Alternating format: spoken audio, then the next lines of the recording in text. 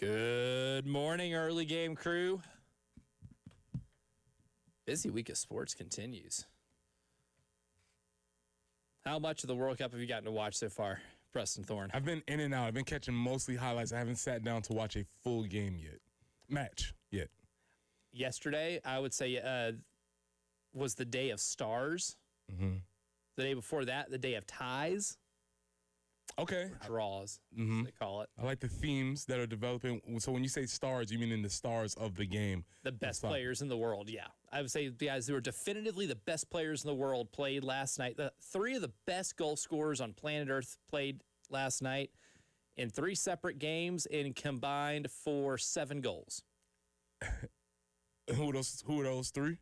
That would be Kylian Mbappe of France, plays for Real Madrid. That would be Erling Haaland of Norway, surprisingly enough, plays for Manchester City, not United, Man City. And then Lionel Messi at Argentina, the GOAT, plays at Miami in the MLS. Yeah, I told you off air before the show started. Yesterday I was at a school that remained unmentioned, but I had to stuff a little third grader in the locker because he had the nerve to say that Messi sucks. I was like, that's not true. If you're going to blurt things out, they better be factually correct, little man. And so we had to stop the presentation because we were somehow talking about soccer. I had to derail the presentation to put that young man in his place because we will not have incorrect sports opinion. You can have an opinion. Yes. You have to be able to back that opinion up, but you cannot just yell stuff. It can't. And it be patently false. We can't just yell things around here. There has to have something behind it. Right. We're going to support our ideas with facts here. We're not going to tolerate that. And evidence. Yes. So if you can't do that, then we have no starting place. place. Do that. Kind of wish I'd seen that. That would have been kind of fun. Yeah, we don't allow that. You can say everybody's titled to an opinion, but we don't accept stupid ones, even from third graders. That's not a pass, especially when we talk sports. If you know ball, you know ball. Worked in elementary school at age 20, and there were kids that did try to say some just outlandish sports opinions. Been there. Can't let them breathe. Been there. Couldn't do it. Couldn't do it. It's like, now you're in my dojo, right? Now you have stepped into my wheelhouse here, kid. Can't let them breathe. And then Messi scores 3 goals last night? Yep. Oldest player to score a hat trick in the World Cup. Exactly. Take that, third grader. We will have a more detailed breakdown at the end of this hour, and it's sponsored, so we'll have to go by a different name at that point. But one of the main stories, this whole week we're doing a lot of talking about, Kevin Schnall and the future of the South Carolina baseball program. Hi, I'm Elijah Campbell, by the way. He's Preston Thorne. She's Jen Benson. Hey, if you meet me, yes, I stuff third graders in their sports lockers. I'm Preston Thorne, and I will hypothetically shove a third grader in a locker over a Lionel Messi take. I see some promo material here. Absolutely. Yeah, we should lead off the show with that every single morning at this point. But a lot of talk about Kevin Schnall, the future of the South Carolina Gamecock baseball program. And I saw something interesting yesterday that our pal Jack Veltri was able to put together in Gamecock Central about a revival of a series. Now, it's been 10 years since South Carolina and Coastal Carolina met on a baseball field. And for those who might not know, that's where Kevin Schnall used to coach. He did not just appear on the baseball scene to be the new South Carolina baseball coach without prior experience. Spent a lot of time at Coastal Carolina. Head coach there, assistant coach there, player there, head coach for a team that went to the national title series in Omaha, assistant coach on a team that won a national championship for Coastal Carolina. He's very well in tune with that program. Well, when he took the South Carolina job, Chris Lemonis, former Mississippi State head coach, won the College World Series back in 2022, I believe it was. He has taken the Coastal Carolina job. So now they've got a pretty good name to refill in that head coaching vacancy. But both coaches, Schnall and Lemonis, who again are tight. They have a friendship.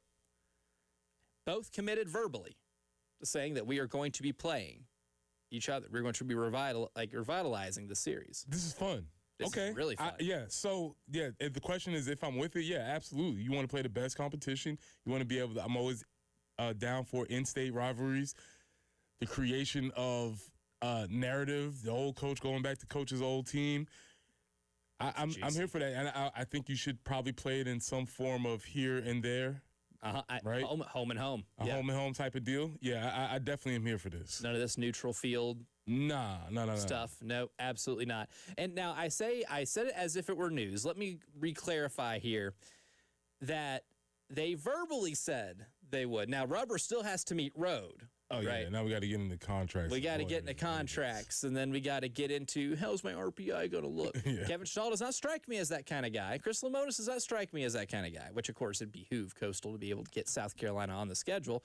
And with Coastal's program now, I think this isn't just, no disrespect to Wofford, but putting Wofford on the schedule was not the same in terms of what it'll do to your RPI as Coastal Carolina, right? I mean, even those two programs, in Spartanburg and Conway, different levels of mid-major baseball, quote unquote. But Kevin Schnall did say, he says, we're ready to play. That was the first thing we had to negotiate. We have to play Coastal Carolina. And Jeremiah Donati agreed. So we will start playing Coastal Carolina. And then Chris Lemonis, during his press conference, said, I've heard this quote a lot over time. Anywhere, anyone, anytime.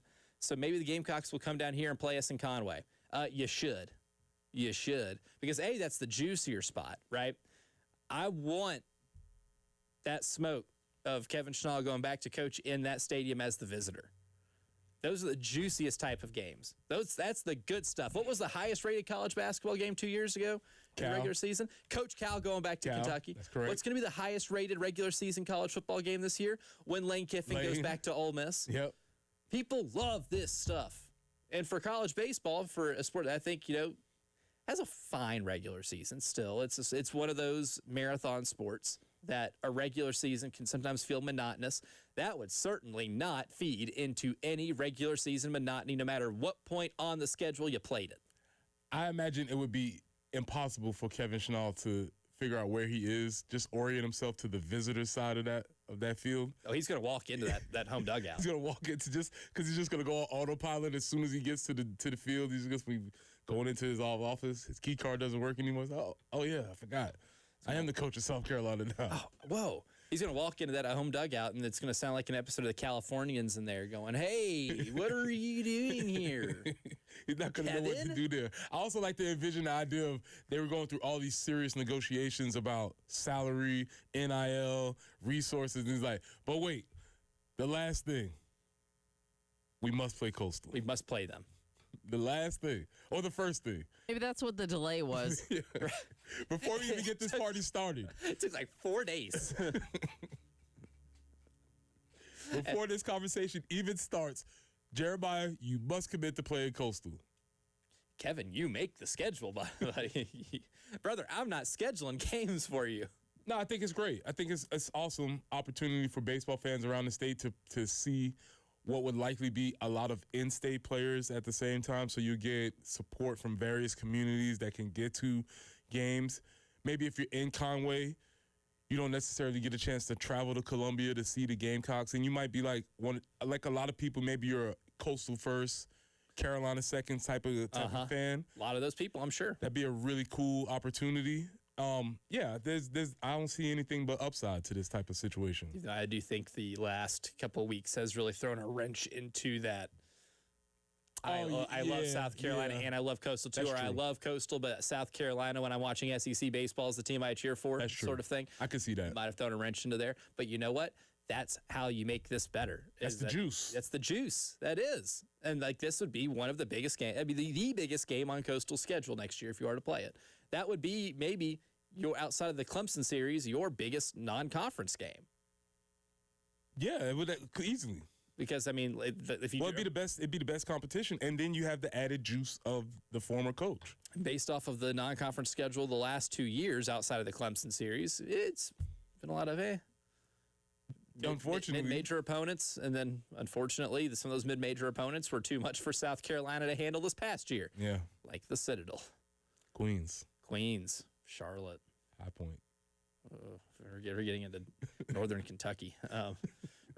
We're getting into it. Navy, Air Force. I forgot which one already beat him. I think was it Army? Army, one of them. One of the military academies. Thank you for your service. Yes, thank you, and the butt kicking that one night. Yeah, thank you for all of that. But if you look at the series all time, South Carolina and Coastal have met 18 times. This is in Jack Veltry's story on Gamecock Central. And South Carolina holds a 12-6 lead all time. They have not played since April 5th, 2016 in Columbia at Founders, with South Carolina winning it 4-2. Most famously, they met in the 2010 Super Regional, where South Carolina won a pair of one-run games, and Christian Walker hit a ball that still hasn't landed yet 16 years later that helped send South Carolina to the College World Series, where they would ultimately win their first title. Well, that's the first game that Kevin referenced. He referenced that game as being his first time having his heart broken as a Coastal coach, but also seeing the power and impact of South Carolina and its fan base. So he very specifically mentioned that game. And that was, I've heard a lot of oral history on that game too, and would love to take a really deep dive on it, because that's one game that, when I was working with Jay Phillips, he would mention a lot about that type of atmosphere, because his wife was there with her family because they live in Horry County, so they're at the game. They're sitting like behind home plate. Jay's in the press box, and he said it was just every single pitch people were holding on to and watching every single one intently. There's a reaction every single pitch, and when Christian Walker hit that ball, like half the stadium's going nuts, and the other half is just dead quiet. That the way he described that game to me, would be like, oh man, that's maybe one of the greatest baseball games you could ever go to. Why not recreate that here? I'm even envious that I didn't live in the state at the time both those programs were doing that or meeting in a super regional, because that seems awesome. I did visit the state that year when they were in the regional, but I was not here at the super regional. Right. And they're playing that minor league ballpark. Really cool. Which is really neat. So I am all in favor of just more good non-conference games. I think it behooves everybody, right? Even if you take some losses, whatever. I think this is good for baseball in the state of South Carolina. I think this would be good for Kevin Schnall to be able to play another game in Conway, a place that is close to him, even if he's going to get booed. I think that's any competitor wants that a little bit. Any competitor would embrace being a villain a little bit. Yeah, you want to feel that, because that just means that the people loved you. That's what it means. And they're hurt you left. Yes. They wish you were still there. Right. So I, for one, all in favor of seeing this series revitalized, and hopefully South Carolina gets to the point where they're one of the best programs in the state, and that they can be the team that is going to the postseason every single year. So I'm here for it. I'm hoping we actually get to see that. But coming up next, ESPN has a list of college football's best wide receivers, 10 of them to be exact. But there is no Gamecock on the list. However, there is one that I think has a possibility of being on that list if it were to be created after the season, and I'll tell you why next here on the early game.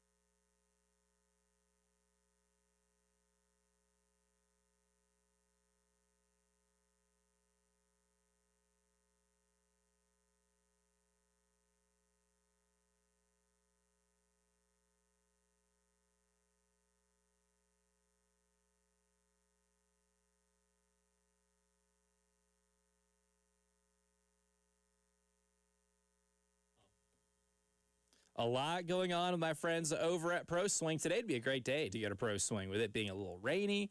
I think it'd be an awesome day to go in and take advantage of those Golf Zone simulators and choose from any of those 300 courses that you get to play at. But there's a lot going on there outside of just going and hanging and playing 18, right? The 2026 Operator Open is coming up at Trollbrook Golf Course, if I can read. Wide competition. It's a countrywide competition, so it's a chance to win cash prizes with a pool of $6,500. That's pretty neat, with a first place prize of $1,950. Tournament-style scoring 18 holes, no additional entry fee, just book a bay and play. Pretty easy, right? Play as many times as you'd like to improve your score. So if you have a bad round, you can just play another one, right? So you can do all that and have a chance to win some money. So find out more information about the 2026 Operator Open at proswingcolumbia.com. Good luck.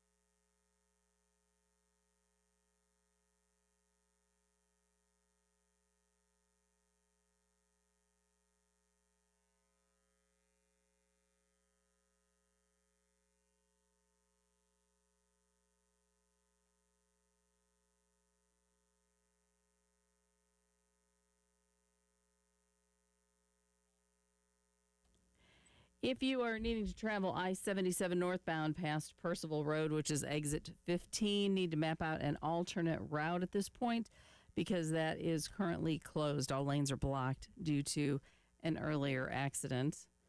So be mindful of that. I-77 southbound at Bluff Road, also an accident, and Westmore Drive near Parkinson Drive, an accident as well. Traffic lights were flashing a bit at Highway 378 and I-26 a little bit earlier this morning. And the rain, it's going to, should be getting out of here a little bit later on. 90 for the high today, and a tropical storm comes in tomorrow. We'll talk about that later. Right now, showers and 72.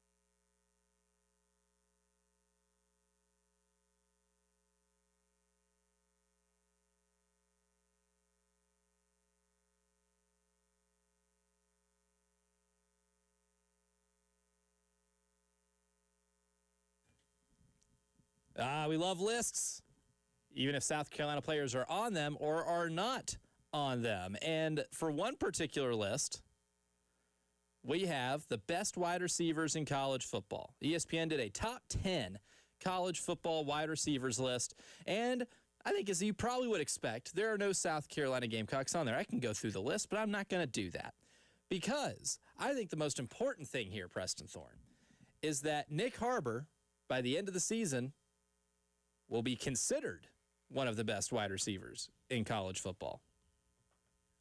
Are you making that a definitive statement? Are you asking Yes. a question? Definitive statement. He will be. Okay, what needs to happen for Nick Harbor to be considered a top 10 receiver at the end of the season? He need to put up at least 900 yards receiving. 900 yards receiving. Last year he had 600. 618. 618, so that'd be 300 more yards. Now, it is worth noting that even though I 100% excuse all offensive performance last year because it was abjectly horrible under the former offensive coordinator who was fired mid-season, which if you're just tuning in, that's some context you might need to know. Yep.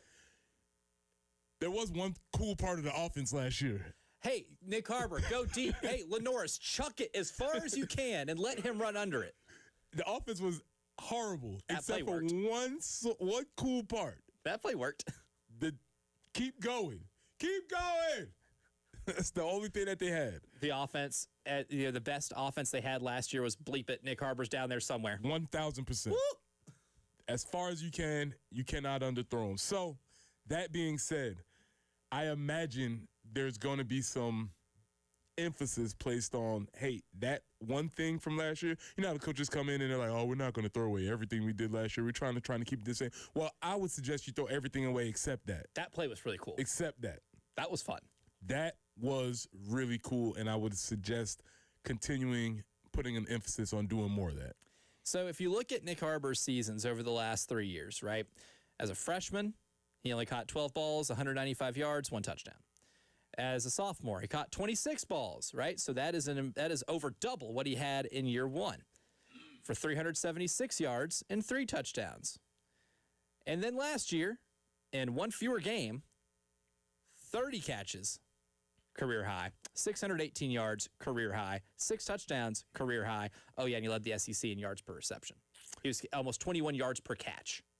So that, even in a bad year, I would say he's gotten definitively better. I think there is no doubt that every year he has played, he has gotten better. I trust trajectory there. Okay. But you know what I trust more? You know the real reason I like this? Is because Kendall Briles has a really good history with one lead wide receiver. Now, I'm listening. I went back to every single team he was an offensive coordinator for since he first became an OC at Baylor in 2015. Corey Coleman was an All-American that year. 74 catches, 1,300 yards, 20 touchdowns, putting up over 113 yards per game. The next year, KD Cannon, 1,200-yard season, 13 touchdown season, averaging over 100 yards per game season, 87 catches that season. Then in 2017, at Florida Atlantic, they did the things a little differently because they had some fella named Devin Singletary in the backfield who, if you don't know, has been a running back for the Buffalo Bills the last few years. And I, as somebody in 2017, was covering Conference USA because I was as a student journalist for a school there, so I covered a few Devin Singletary games. Give that guy the ball 35 times because he was the best player in that entire league. So he didn't throw the ball much. Their leading receiver, Willie Wright, 657 yards. Not a ton. They weren't trying to throw the ball a lot there, or should they have? He goes to Houston. Have you ever heard of somebody named Marquez Stevenson? Yes. 2018, 75 catches, over 1,000 yards, 78 yards per game. In 2019, even on a bad Florida State team, Tamorian Terry. I was not familiar with Mr. Terry's game until I saw his 2019 season. 60 catches, 1,188 yards, 9 touchdowns, 91 yards a game. Despite them being a bad team, they had a good passing game. Kendall Briles effect. Some fella named Traylon Burks ended up becoming our first-round draft pick. In 22, he was the leading receiver at Arkansas in 2020 and 2021.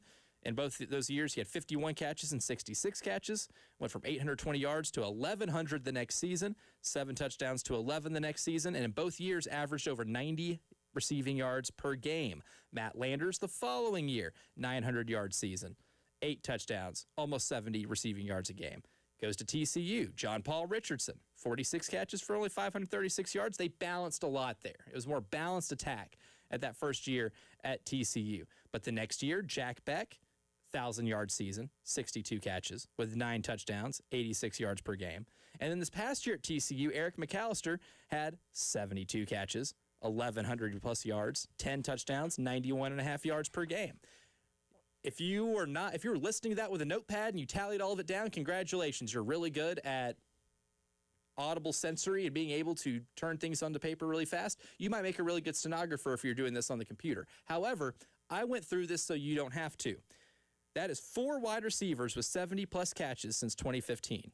7 leading wide receivers having 1,000-yard seasons. 7 wide receivers averaging at least 80 yards per game. Last year, Nick Harbor was at 56.2 in terms of yards per game.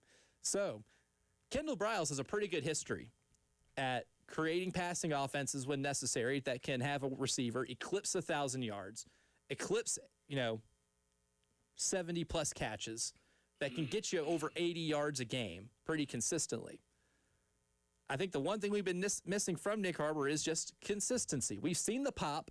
Last year, you saw a lot more of the pop. Again, that was the best play that they ran all season long was, hey, go deep and Lenoris go chuck it.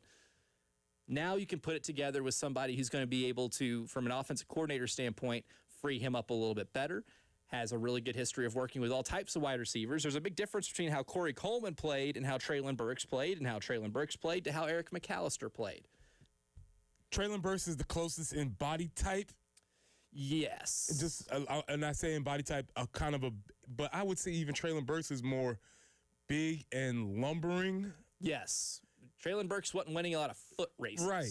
Yeah. That's not Nick, obviously. That's kind of what Nick does really well. Yeah, so that's the thing he does. The question we're trying to answer with Nick, and that's the whole thing has always been, because when you take in his first years in effect, you have to take in effect that he was just learning to play football full-time. He was just becoming a wide receiver. He was still splitting time with track. So now we're having this production versus potential conversation again with Nick. Mm-hmm. And this is the year when it has to all meet. Yep. The expectations for his potential have to match his production. And based on the argument that you just laid out, there is a system that will be in place to provide that infrastructure. Yes. To get him those plays, get him those opportunities, get him those times, those touches on the ball. So that sounds like everything's going in the right direction. Yep, and we can circle us back to if the offensive line blocks, but again, I just think the offensive line has to be competent, and I think that can very well be done. I like just how Kendall Briles uses his weapons on offense. And again, if you go back to even 2017, the one year where he had a wide receiver who didn't get over 700 yards in the season with Willie Wright, it's because they were handing the ball off a lot because they had one of the best running backs in college football in that backfield playing against Conference USA defenses, and the goal is to win football games. You know what they did? Gave it to Devin Singletary 30-plus times a game. I'm cool with that. I don't think that's an indictment on Willie Wright. I think it's an indictment on just how that Florida Atlantic team was built, and Kendall Briles was there for a good time, not a long time. Mm-hmm. And he made sure they ran the play. But when it comes to how wide receivers have played in this offense, and I look at that track record, I look at Nick Harbor, and I look at how his career numbers have gotten better year over year. I think there's a real potential that he could be considered one of the 10 best wide receivers in college football this year, especially since I think he is the clear number 1 on this roster. I think everybody else has kind of been brought in as supplementary pieces. But I'm intrigued. The more I look at it, Preston Thorne, the more I become intrigued. But coming up next, Dylan Stewart signs a deal with a certain apparel company that I think is going to be taking South Carolina athletics by storm. Is this a sign of things to come? Well, we'll discuss that next year on the Early Game.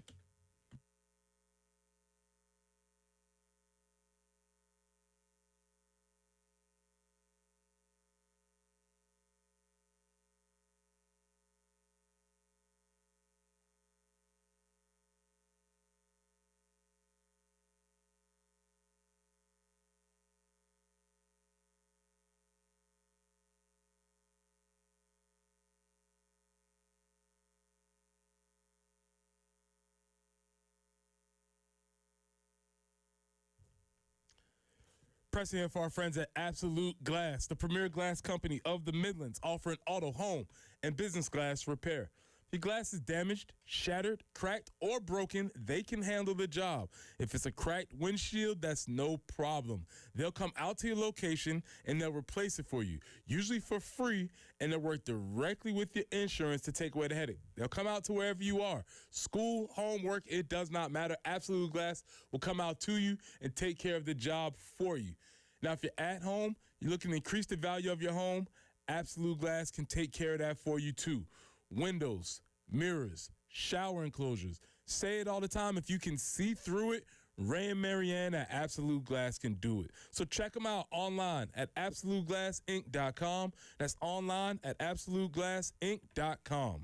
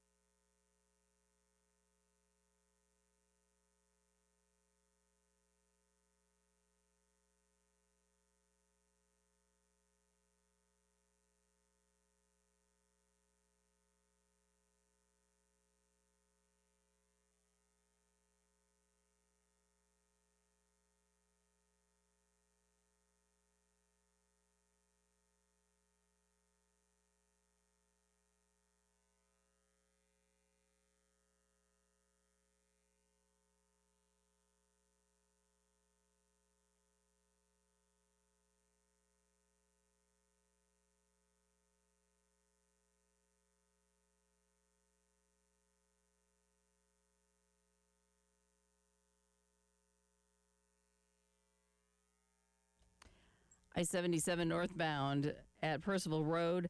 Still, all lanes are blocked there. So map out an alternate route, if you will. Again, that's I-77 northbound at Percival Road. I-77 southbound at Bluff Road, exit 5, an accident there. Westmore Drive near Parkinson Drive, also an accident. And forecast-wise, the rain should be clearing out. High of 90 today. tropical system is going to be coming in tomorrow. So we could see some gusty breezes, some storms in the afternoon, a high of 94, some morning rain on Friday, maybe some afternoon storms. Right now, though, a little bit of rain in the Midlands. It's 72.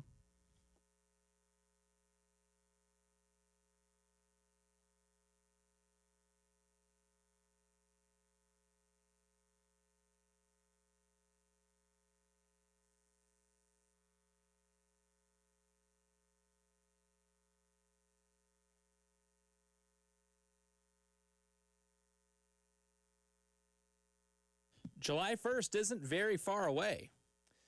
And July 1st is a big day. Because what you see on Preston Thorne's shirt right now, that Under Armour logo, will no longer continue to be printed on South Carolina Gamecock apparel. It will immediately become vintage, and then I will make a killing. I will be selling my vintage Under Armour at that moment. After you stock up, because they're all going to be on clearance. Well, yeah, there's going to be a slight little dip So, in the market. which means you got to spend money to make money. That's correct. So you're going to see all that on clearance. You're going to clear the clearance rack. And you got to hold. And then you just got to put them all in bins. Keep the tags on them. Just keep them in, some Sterilite bins. Put them in the shed.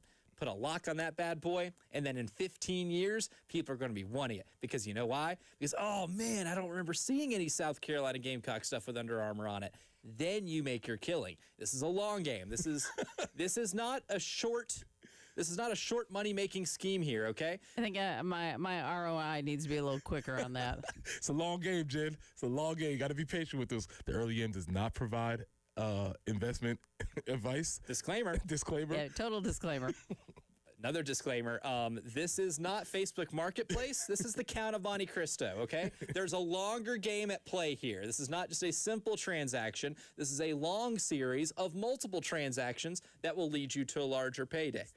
I can imagine inflation in 15 years to the point you can really hike that price Riches are up. coming your way.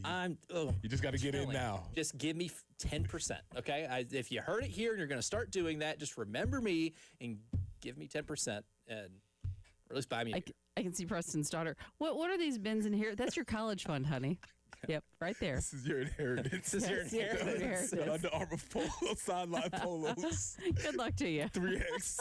I don't know what you can do with these, but These are about to be artifacts that I will sell 15 years later, and then nobody wants them. Yeah. My plan's been ruined. I tried, baby. I tried. I tried. It was all for you. It was foolproof. It was totally foolproof. But now, I think what we can say, instead of, it's not trying to be cooler, it's going to be cooler, because I would say, a Nike brand loyalist here. You're a loyalist. Yeah, I will say, even though I did play. Is that the basketball in you? It is, yes. Mostly because of my basketball experience. And I played AAU on an Adidas team, and I hated the shoes. Okay. Hated wearing them. But our high school team was Nike, so we had Nike team shoes. And it was a world of difference. And ever since I stopped playing, organized basketball, I always play pickup in a pair of Kobe's. Same pair for like the last 10 years. And I love them. Still great. Took good care of them. I'll be able to wear those bad boys for a long time. Millennial brain kicking in, but they're low top. That's the best part. My millennial brain, my cohort, we could not understand. How could he play basketball in low top sneakers? That's where I will zig when others zag.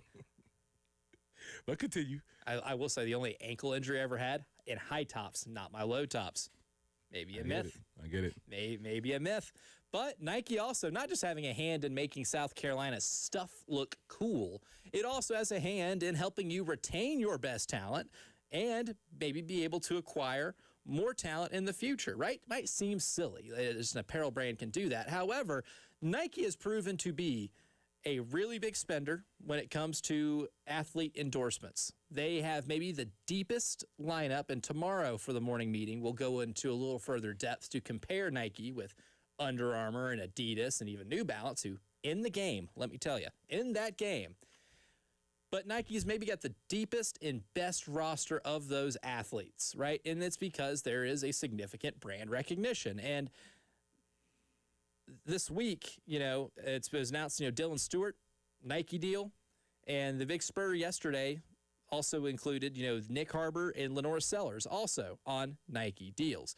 Is this a sign of things to come, Preston Thorne? That not only maybe are you going to be able to keep a lot of your best talent, because maybe the biggest offseason news for South Carolina outside of the coaching changes on the staff or the retooling of the offensive line is just the fact you're able to keep your three best players, your three best talents on the team last year. You're able to avoid them going into the transfer portal or dipping a toe in the NFL draft. Nike, I think, has a big part of that. I think that's part of maybe the pitch. Yeah, and this gets into why college football still is doing things in a wonky way, because if this were the NFL, would be an NIL deal in its truest sense, as in you are endorsing the product and you're being paid to wear the product. But it doesn't necessarily work like that in college, because in college you still have revenue share versus NIL.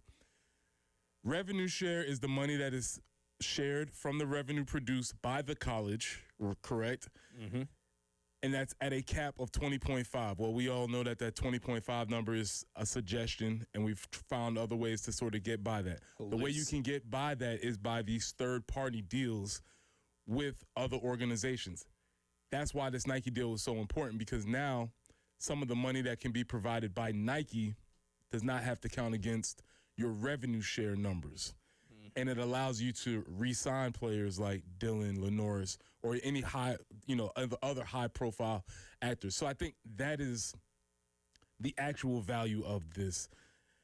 Aside from being cool, there's a little bit of a accounting game that's happening with this also. Because Tennessee is doing something similar to this. Right, and they went back to Adidas. They were Adidas for the longest time. They went to Nike. Now they're back to Adidas. And they are now really considered the flagship school of Adidas. And the only reasons they made that move is so they could be the flagship school, and Adidas can be like, hey, you're the biggest school on our roster here, the biggest athletic department on our roster. We have no problem being able to make this a part of these deals, right? Nike, I think, maybe has a little deeper pockets than everybody else. They can afford to do this, even though Nike is never going to look at South Carolina as the flagship school. They got a lot of schools on that roster. It will certainly help, I think, in a lot of areas. I don't know if that's the deal winner or the deal maker every single time, but that's something that you can use that is a lot more powerful than Under Armour was. Even if Under Armour said, hey, you can be our flagship school, which it was never going to happen because they had Maryland. Maryland's gonna be that. You still can go to Nike, maybe deeper pockets, flagship school not mattering, and it's going to help you a little bit. I don't think it's going to be the ultimate game changer, but I think you're going to see maybe a better retention of talent, especially in the sport of football. Women's basketball, I think you're always going to have that type of retention. Men's basketball, depending on how seasons go, I think you can still have that retention. I think Nike holds a lot more weight in basketball than maybe any other sport. I think this really is beneficial all around. To what degree, we'll see, but I think at bare minimum, it's going to help you a little bit. Yeah, and I think, as you said, I think it helps more in retention than recruitment. In retention, and the idea that we can maneuver our way around this soft salary cap so that we staying within the numbers, but instead of me paying, it's always better if somebody else is paying. And so instead of the money coming from me, it can come from them. Come from Nike. That's just a better deal, because now I can take that money that I was going to use for here and I can spread it around over here and still staying within the suggested 20.5 or whatever that number is. So, yeah, there are some accounting things that happen with this, and being a Nike team allows you to get into that game. What was it? Monday was the day of the tie or the draw. Yesterday was the day of the superstar, and we'll explain coming up next when we give our Global Goblet update brought to you by the British Bulldog.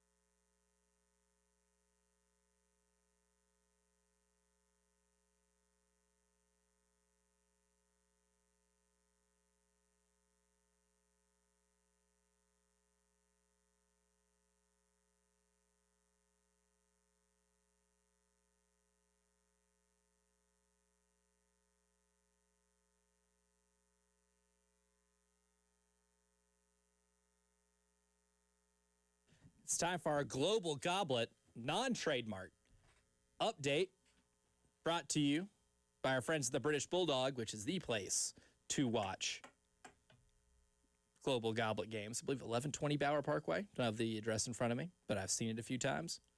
Over in Harbison. Punched in the GPS. Get there, because Friday, I believe the game is at 3 o'clock, United States and Australia.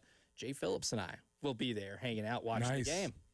Even more fun if you're a casual like me, so you can just be in the environment and sort of just cheer when everybody else cheers. Yes. Or just feel the mood when everybody else is feeling the mood. You're like, oh, this is bad. Bad things are happening. Okay, let me pay attention. See, this is why I love this event so much, is because I, as somebody who does this for a living, right, in terms of watching football, basketball, baseball, basketball especially, it's because I played it so much, and that's the one that, like, a lot of my friends are coaches. I never watch a game the same. After age, 16, I have never watched a basketball game the same.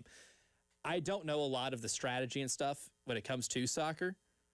I'm learning. I've been learning a little bit more and more, and I'm always open to learning more, but this is the one where I can just be like, no analysis, just vibes. And it's so much more fun. It is fun. I was watching games yesterday, and I'm like, this is fun. I was like, when Kylian Mbappe scored a goal from it feels like a mile away from the net, I'm like, that was really cool. I got no analysis on it. All I know is that mess ruled. It was great. And yesterday was the day of the superstar, because Preston Thorne, on Monday, we had, 3 or 4 games, all draws, or ties, as we call them here in the United States. In the Global Goblet yesterday, we had 3 games that kicked off before midnight. Now, there was a game that was played on midnight between Austria and Jordan, and Austria won 3-1. That was their first Global Goblet win in 36 years. So they made a little history there, so that's cool. But that's not part of the Day of the Stars, because Kylian Mbappe, Erling Haaland, and Lionel Messi are 3 of the best players in the world. Messi's been best player in the world title held that for a long time, at least to me. I know I have some friends that are big Cristiano Ronaldo fans. I'm like, okay, whatever. Mm-hmm. France beat Senegal 3-1 yesterday in a colonialization cup, as I call it, playing a former colony. And Kylian Mbappe scores 2 goals, scoring the first one and scoring one in extra time after Senegal cut it down to 2-1, which goal differential matters a lot here. And when he scored that thing, Preston Thorne, I mean, that thing might have been 35 feet away from the net, and he put that ball on a rope, and it was maybe one of the coolest goals you'll ever see. So Kylian Mbappe outscored Senegal 2-1. France wins 3-1, so Mbappe shows out. Mike could put Mbappe back into that character of the princes who were promised. Yes, you absolutely could. He's the one of these guys who we've been hearing about. And I'm not a huge soccer person, but you've been hearing about this name forever, and he is delivering. Yeah, he absolutely is. He got him a World Cup as a teenager. Right. It was the best player on a World Cup team as a teenager. And took him to the World Cup final in 2022. He almost took him back-to-back. And he's already in game 1 doing what he does. Then in the second game yesterday, Norway and Iraq played. And normally that would not be a game that gets me interested. But Erling Haaland, one of the best goal scorers on planet Earth, scores 2 goals. Norway goes up 2-0 early because Erling Haaland scores 2 in the first 43 minutes of the game. Guys, if you just like somebody who's just going to find a way to score a goal in any way, shape, or form, that's your guy. So Norway wins 4-1. And then the nightcap last night, before the midnight game, of course, Argentina and Algeria. There were 3 goals scored in that game, Preston Thorne, all by Argentina, all by Lionel Messi, who at age 38, he'll turn 39 in a week. It's a hat trick in the Global Goblet. Yeah, you hear that, 3rd grader out in Lexington who tried to say that Messi sucked? Shut up! You're not right. Put him on the line later. Get on, 3rd grader, get on the line. The teachers were all like, oh, because he said sucked. And they're like, we don't use that language. I was like, no. That's not the problem here. The problem is he had a bad sports take. That's the worst problem here. That's what shouldn't fly, right? If you're going to say somebody sucks, we need to be able to back it up. We need to be correct here. And not only was that hat trick for Lionel Messi enough to be all the goals in the game to beat Algeria.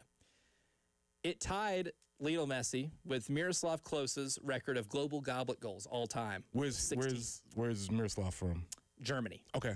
He was on Germany's team that won the World Cup, or won the global goblet rather. There isn't such thing as a WC in this segment. A global goblet in 2014? 2014? Yeah. I think that was the one that was played in Brazil. Part of the team that 7-1 Brazil in a semifinal of the GG. And we don't have, obviously do not have enough time for this conversation, but I think the thing that's cool about Messi is he's, aside from when you see him on the pitch, he's an everyman type of guy. Certainly. Right? You wouldn't think that person is the greatest player in the world. If you saw Ronaldo, you're like, yeah, okay, I get it. He's a statue. Tall, he's a Greek, chiseled. Yeah, he's perfect. But you don't think that when you see Messi, and so I think that is the appeal for me, why I think maybe I lean towards Messi in this conversation. Cooler nickname, the Little Magician. Yeah, yeah, he just does crazy stuff too. His body movements are so fast. Like he can score from outside, from inside. Like just maybe the most gifted goal scorer you'll ever see. And at age 38, did it again last night. It truly special. And Argentina trying to go back to back. Pay attention. Pay attention. Pay attention. Then today we have a full slate of games. Portugal and the Congo at 1. England and Croatia. Game of the day in the Global Goblet. Okay. That is at 4 o'clock. Big Croatia game because Luka Modric might be my favorite player to watch. Ghana and Panama at 7. Colombia and Uzbekistan at 10. And then, of course, on Friday, again, at the British Bulldog, 3 o'clock, United States, Australia. Both teams are 1-0 for group supremacy here and for a chance to win the group, which makes your pathway in the knockout stage significantly better. That is going to be a very big game. We will be at the British Bulldog, myself and Jay Phillips, to watch that game. So we'll have a 107.5 The Game watch party, and hour number 2 of the early game is coming up next.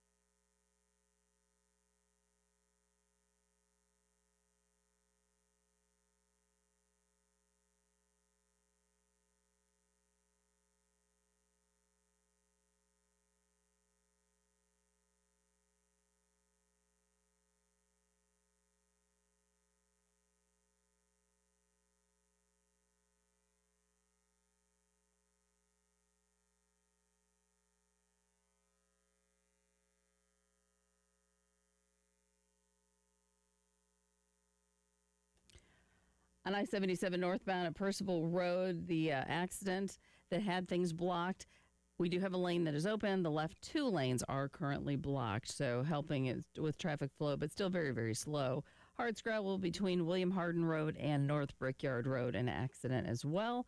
The rain will be clearing out around lunchtime, left with a high of 90 today, 94 tomorrow with some gusty weather coming in. 72 right now.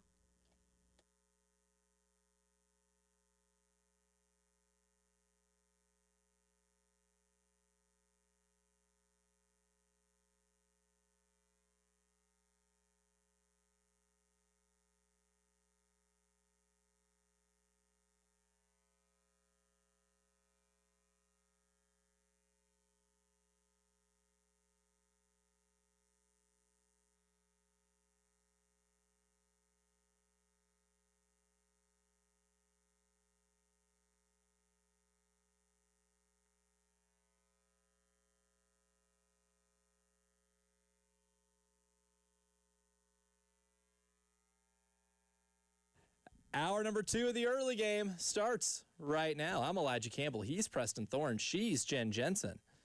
Preston will sub out here in a segment. Nick Harvey from WIS will sub in. Shout out to Nick. Shout out to Nick. Always there. Always a fun time when Nick comes in. When it's Nick and Preston, it's the meat package. Correct. I don't have the qualifications, right? I would be what you'd consider more of a skill position player. So I am not built for the trenches. We'll figure that out. But we'll workshop that. We'll work that personnel package. We'll get there. Yes. Yeah, we'll figure something out there. I'm going out today, and hopefully I don't have to squash another third grader into a locker on his bad sports takes. You know what? I hope you do. I hope you do. There's something fun about that. At several of those. I'm going to walk in and say, Messi scored 3 goals. I'm not hearing any of it today. Absolutely not. Messi slander can be saved for when I leave the building. I think basically you are doing a public service by letting these kids know. Yeah. Because you know what? One day that child will grow up, and if he didn't get corrected young age, he's going to say that somewhere. And then someone's going to say, hey, you don't know ball. Yeah, I can't have you doing that. I'm protecting you. Mm-hmm. I'm a firm believer that talking ball is a social skill. It absolutely is. It's a life skill. Yeah. I'm telling you, it does make a difference. You can start conversations so easily by just any droplet of sports. Networking. Mm-hmm. Here's some advice right now. I'm not just saying that because my living is made of talking sports, right? Obviously, it's a life skill for me, right? This is something that I have used to be able to do this every day, and I'm very fortunate to get to do that. But if you really want to be a good networker, you want to be in the rooms and be able to have somebody like, oh, yeah, you know ball. That goes a long way. Knowing ball goes a long way. It is a social skill as much as it is anything else. Because people love to talk about their team. Correct. Good, bad, or indifferent. I have a theory that people love talking about their team more than they love talking about their families. Correct. Same. Yeah. My team brings me excitement. It's kind of the same. Or heartbreak. Or heartbreak, right? Yeah.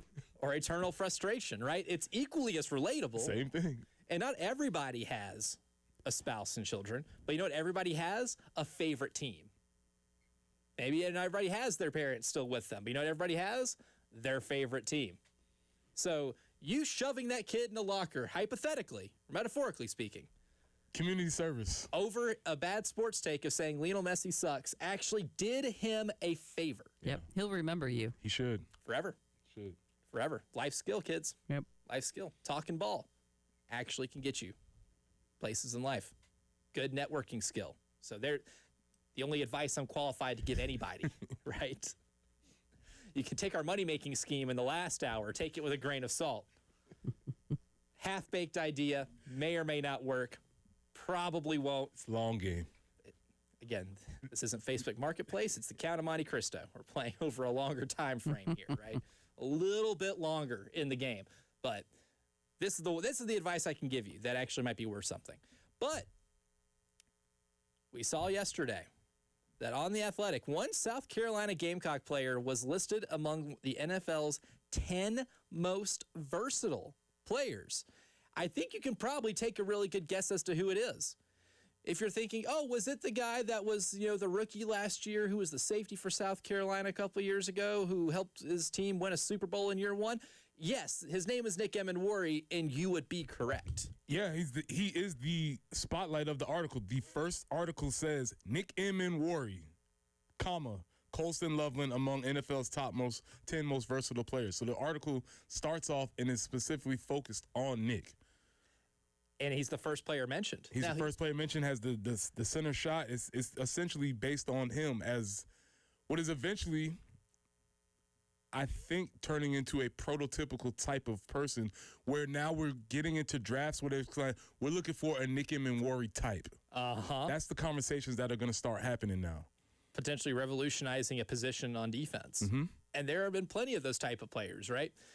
You know, certain players that broke certain molds. I think maybe Reggie White as an edge rusher maybe broke a certain mold because of his body type.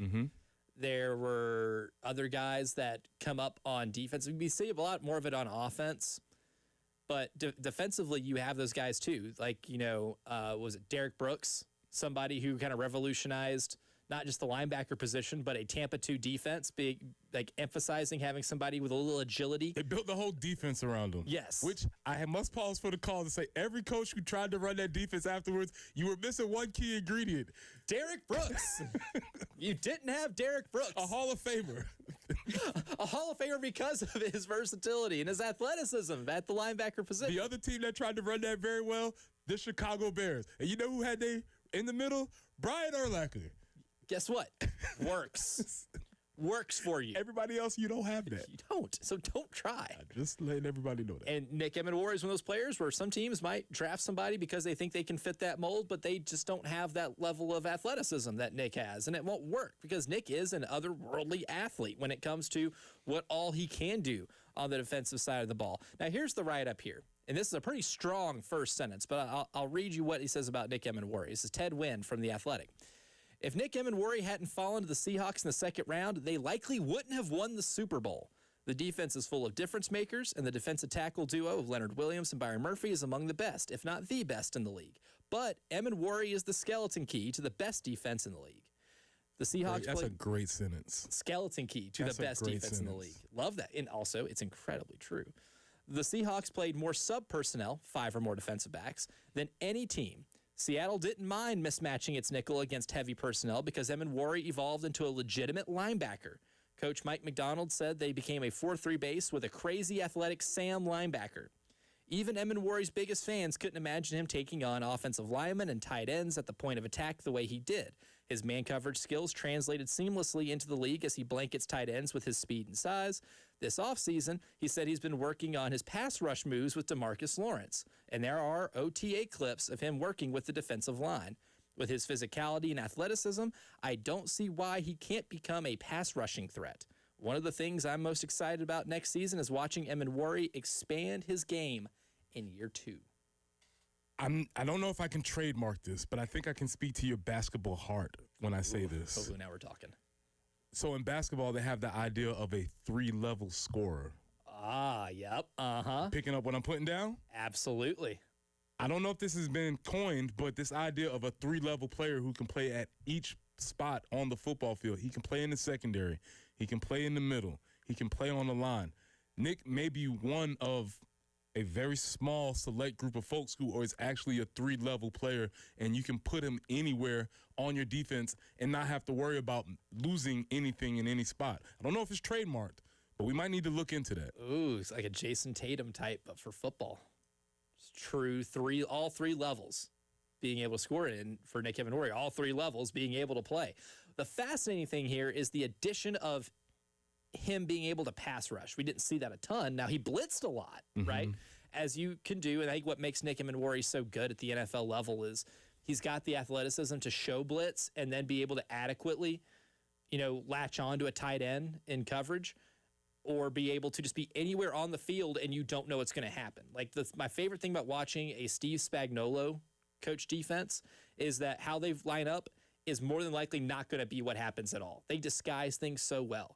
But it takes a unit to disguise things so well. You might have one person showing blitz, one person showing coverage, and they just swap at the point of the snap. Nick Emenwari can be anywhere on the football field. The first thing a quarterback has to do is look, okay, where is he? And then try to guess what's going to happen on that play. What type of coverage he's going to be in? Is he in coverage? Is he blitzing? Like what exactly is going to be going on? I think that's incredibly valuable, right? But the idea that they might line him up on the edge as a legitimate pass rusher, working with DeMarcus Lawrence to develop pass rush moves, working with the defensive line and OTAs. Now, if that does come to fruition, Preston Thorne, then maybe he is our first true 3-level defensive player that at least I can remember seeing in the National Football League. Well, you hear about guys like this who maybe have played at all 3 levels at a point in their career. For instance, going back to Brian Urlacher, started as a safety, played Mike, and then, towards the end of his career, maybe did a little bit of rush in, but more blitzing than anything else. And if you have the ability, like you have a crazy athletic Sam that can do all of those things, that's why that phrase skeleton key, I think, is a perfect sentence. AI can't write that sentence. That is a perfect sentence. Absolutely not. The skeleton key being that he can open any door in this facility because he is that versatile, and I think that is a brilliant sentence.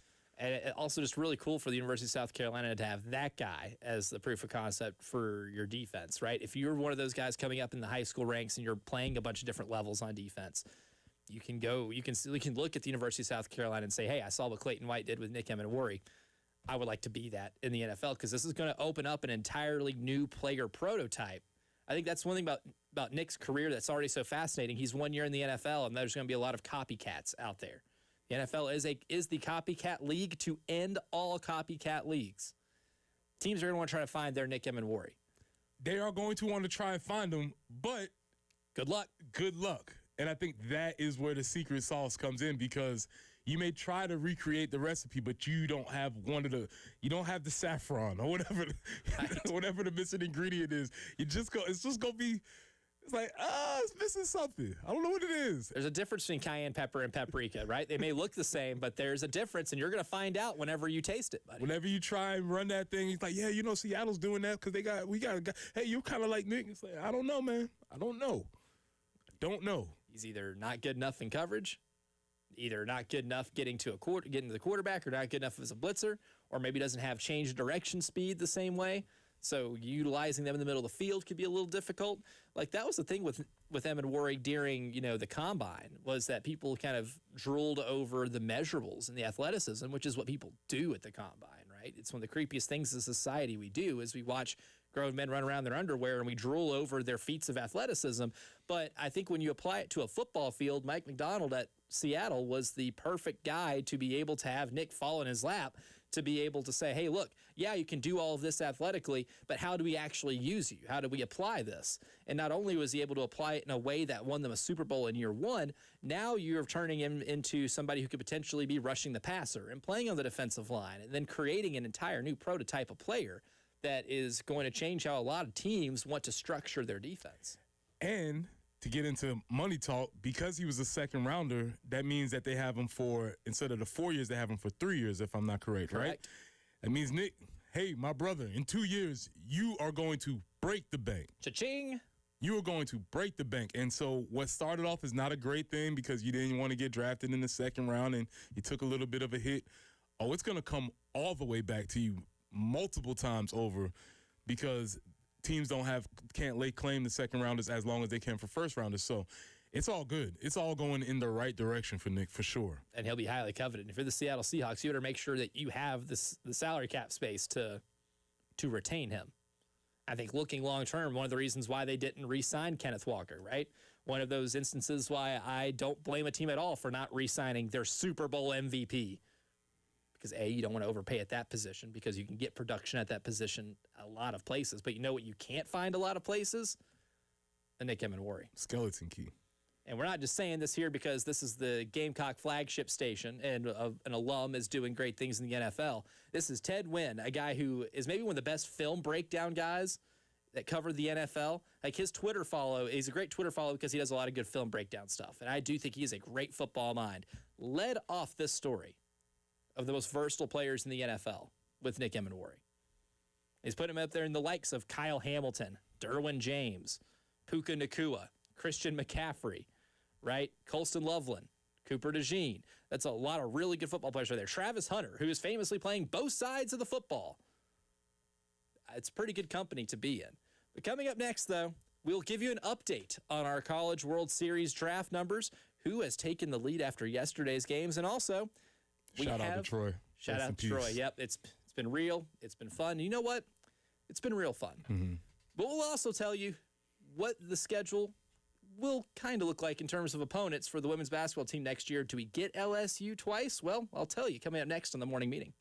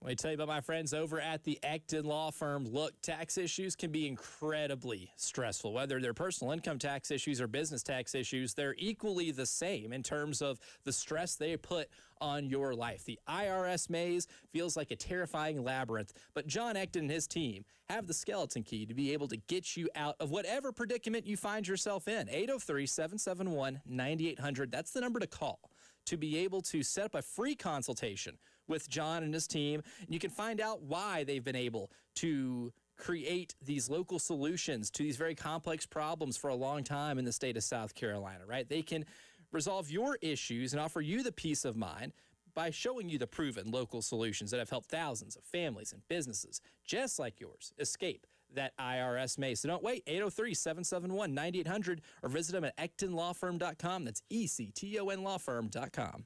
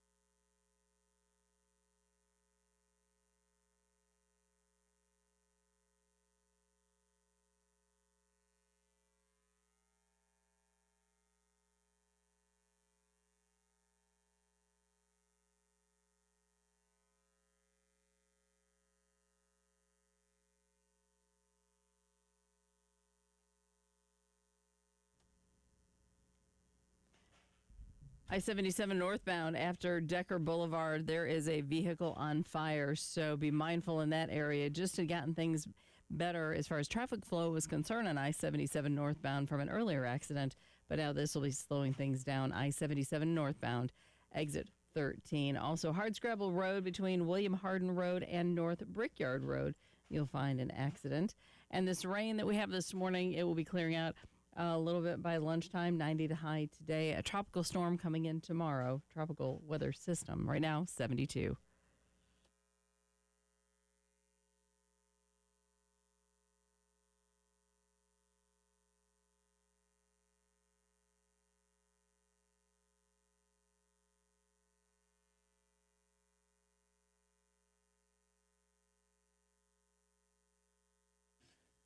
College World Series draft update and an update on the SEC opponents for the women's basketball team this year, including the ultimate question, right? Are you getting LSU twice? Are you seeing Texas twice again? Well, we'll have that answer for you for today's morning meeting. Good morning. Good morning. Repeat after me. Today will be an awesome day. Yeah, it will. Let's go.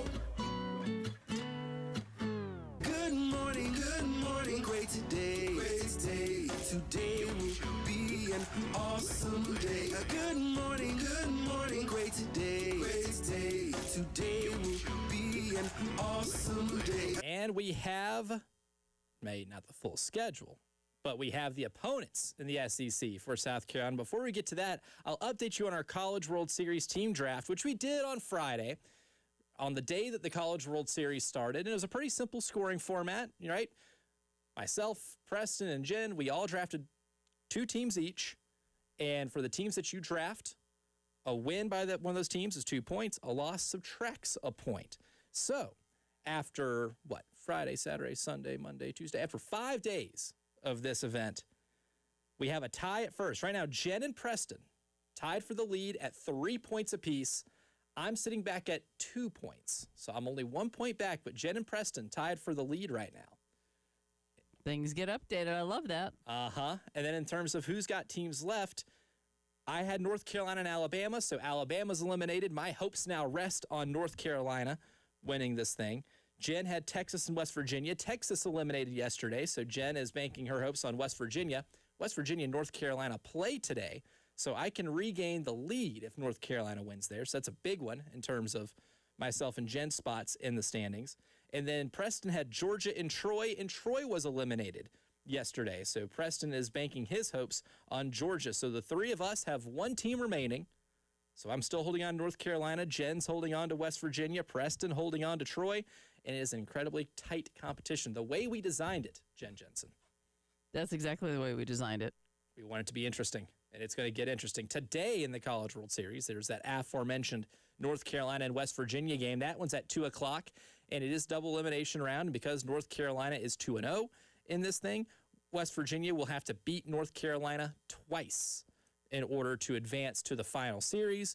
Georgia and Oklahoma at 7. Oklahoma, the 1 team remaining that none of us picked. They played Georgia at 7 o'clock. Georgia's going to have to beat Oklahoma twice because Oklahoma beat Georgia earlier in this event. So that is Preston versus nobody, and then myself versus Jen. This thing can get really interesting today, depending on the outcome of these games. I was going to say, and so we have that excitement, and then we'll talk tomorrow about the excitement of our NASCAR, our Quarterly Pool Solutions Checkered Flag Challenge, how tight that is. Mm-hmm. Love it. Yeah, just an update on that one. We have a 3-way tie for first. I don't know. It's the 3 of us. And it's the 3 of us. It's the 3 of us that are actually on this show. Tied at 80 points. Has that ever happened? Where this late in the season, there's a 3-way tie for first? I don't think so. Where we're getting close to July, and it's that close, and the difference between first place and 5th place is a 3-point difference. 3-point difference. I know. I love it. It's getting cool. good. But Reggie is in last, and while I was always supportive of Reggie, he's won enough that, now somebody else has to win. So I'm counting on, there's 4 of us who have the opportunity to do this. Reggie has become the Kansas City Chiefs, right? Everybody's cheering for him to get that first one. Yep. It's fun. We're pulling for you. He gets it, and they start winning all the time. Yep. Right now, he's the Denny Hamlin. He is, right? He's the Denny Hamlin. Now you become a villain. Yeah. You win enough, you become a villain. Yep. So Danny Hamlin, Kansas City Chiefs, Reggie Anderson, all the same. All the same. Yep. Except I don't know if there have been any Taylor Swift sightings over at WLTX. Not that I'm aware of. We'll have to look back. into that. Yeah. We'll have to investigate. Because won't that bring everything full circle and together? Then we can really villainize Oh man, Reggie's reign of terror in the Corley Pool Solutions Checkered Flag Challenge. reign of terror. Love it. Oh, gonna have to really make sure I'm ready for that tomorrow because it's tight now. I'm in contention. I got something to play for. Yeah. I can't sandbag anymore. Nope. Plan Got to know what you're doing. Plans coming together. And who is Preston going to pick? Because I'm pretty sure his little birdie is none other than Tyler Head, who feeds him helpful information as far as who he picks. So Tyler's out this week, so he might have to pick on his own.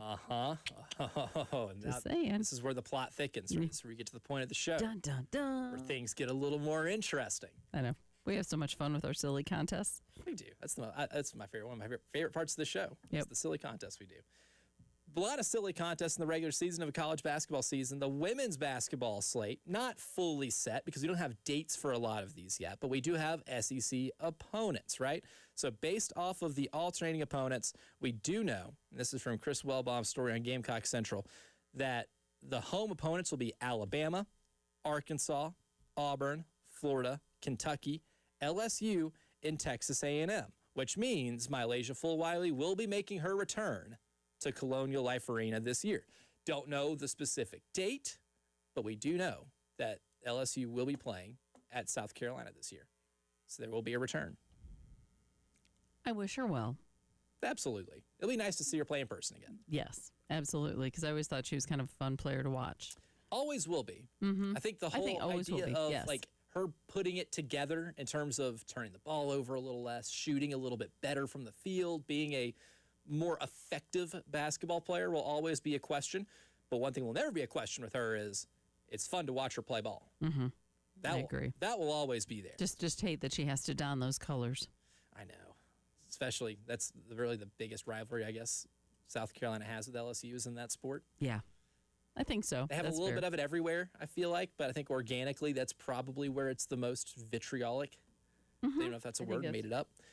But the road opponents this year, Georgia, Mississippi State, Missouri, Ole Miss, Tennessee, Texas, and Vanderbilt. Now, we also have a few games that we do know are set in stone. So these are all in addition to what we have already in the non-con and some of the notable games. November 2nd, South Carolina will take on Maryland in Paris. And the last time you started your season in Paris, you played Notre Dame, you beat them like a drum, and then you beat everybody else on your schedule for the rest of the year and everybody else in the NCAA tournament, and you have your school's only undefeated national championship season. Good omen. Wow, that's a solid list right there. You're right. And that's how they're going to start the season this year. So, I don't know, with a loaded roster, just putting out the history, you can take with it what you will. November 15th, they're playing Southern Cal in Greenville. They'll be at Bon Secours Wellness Arena. That'll be a fun event. They played in Los Angeles last season. Okay. November 24th, we get a revisit of the Yukon series in Uncasville, Connecticut. Oh, sure. Can't say I've ever been familiar with that town. No. Never seen it before. And then December 3rd, you'll be playing at Cameron Indoor Stadium at Duke. So you already have a pretty loaded non-conference slate. And now you're knowing who your conference opponents are going to be and where you're going to play them. All we need to find out now is what dates will you play them. So we'll get a little bit more of that throughout the course of the offseason. It's fun to see the schedule starting to come together, get a sense of what it's going to look like, the ups, the downs, but Dawn will have her team ready. And it'll be one of those things you'll be back in mind during football season. And the season will tip off again until November 2nd. But I'll tell you right now, be excited because they're going to be the preseason #1 team. And I think the easiest favorite to win the national title. It'll be nice to see them back in that spot, too. Instead of being preseason like second or third. It's just kind of fun to see them back on top. The rightful spot. Absolutely. In the sport. That's the early game morning meeting. But coming up next, it's time to give out some Denny Green Awards. We'll tell you exactly who we thought they were in the world of sports. Next.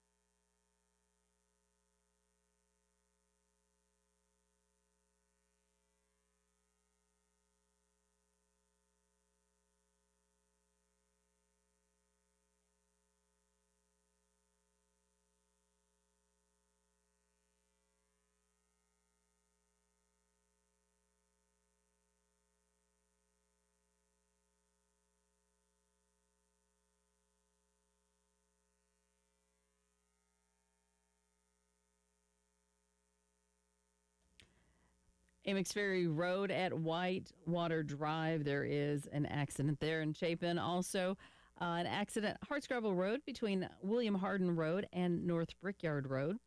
I-77 northbound at Killian, we have an accident, and Jameel Road at Piney Grove. The rain should be clearing out of here today, then left with sunny skies, a high of about 90. We're going to see some gusty breezes, some afternoon or evening storms tomorrow as that tropical system kind of makes its way through. 94 for the high tomorrow. Friday, some morning rain from that system, and maybe some afternoons, thunderstorms, a high of 90. Right now, though, we have some scattered rain, 72.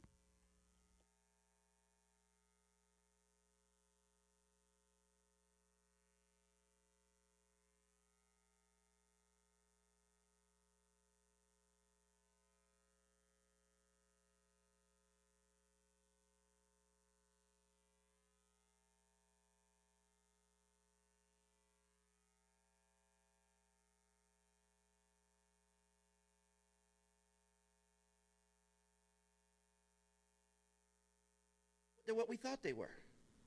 We played them in preseason. Who the hell takes a third game in a preseason like it's bull?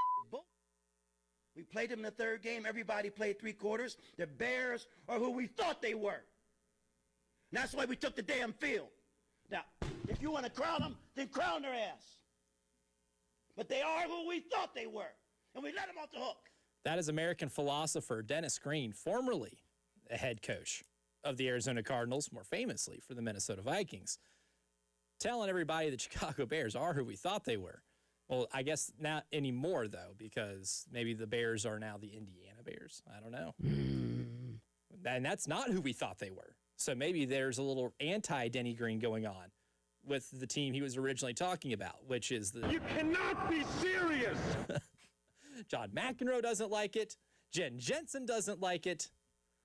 That would be a bad Denny Green award, the anti-Denny Green award, which, kids, that is the definition of irony right there, if the Bears turn out to be not who we thought they were. But plenty of people in sports this week are exactly who we thought they were. And I want to start off with New York Knicks fans. You've been waiting 53 years to celebrate a title. Some of them, a vast majority of them, were not alive the last time the New York Knicks won an NBA championship. Lisa Salters had the stat at the beginning of Game 3 that 69% of New York City, that population, was not even born the last time the Knicks won a championship. Not good at math, Jen Jensen, but I think it believes only 31% of the city was alive to even see a Knicks title. That's actually a really cool stat. Mind-blowing, Yeah, right? it is. Just to know the age demographics of America's largest city or second largest city. I don't know if there's more than L.A. That's a trivia question that I'd be down between those two towns, but don't know which one's larger in terms of I population. think it varies. Yeah. But yeah, I think usually, I thought L.A., but anyway, it's usually L.A., New York, Chicago, or something. Yeah, one of those. But right? that's humongous. That is a huge population that wasn't even born yet. Right, not even on this planet. And then out of that 31% that was, I can guarantee you a large chunk of them not old enough to remember it, right? There's a difference between being alive for it and remembering it, Yep. right? I mean, I remember my parents were lifelong Tennessee Vol fans. I was with them when they won a football national championship, but I was 3 years old. I had no idea what was going on, right? I was probably a menace, running around the house doing God knows what. Probably. Don't have any recollection of that night. So a lot of Knicks fans probably that were alive for it, maybe not even old enough to remember it. So when they win this past weekend, place goes crazy. A lot of viewing parties. And one of my favorite things about this, I'm Knick agnostic.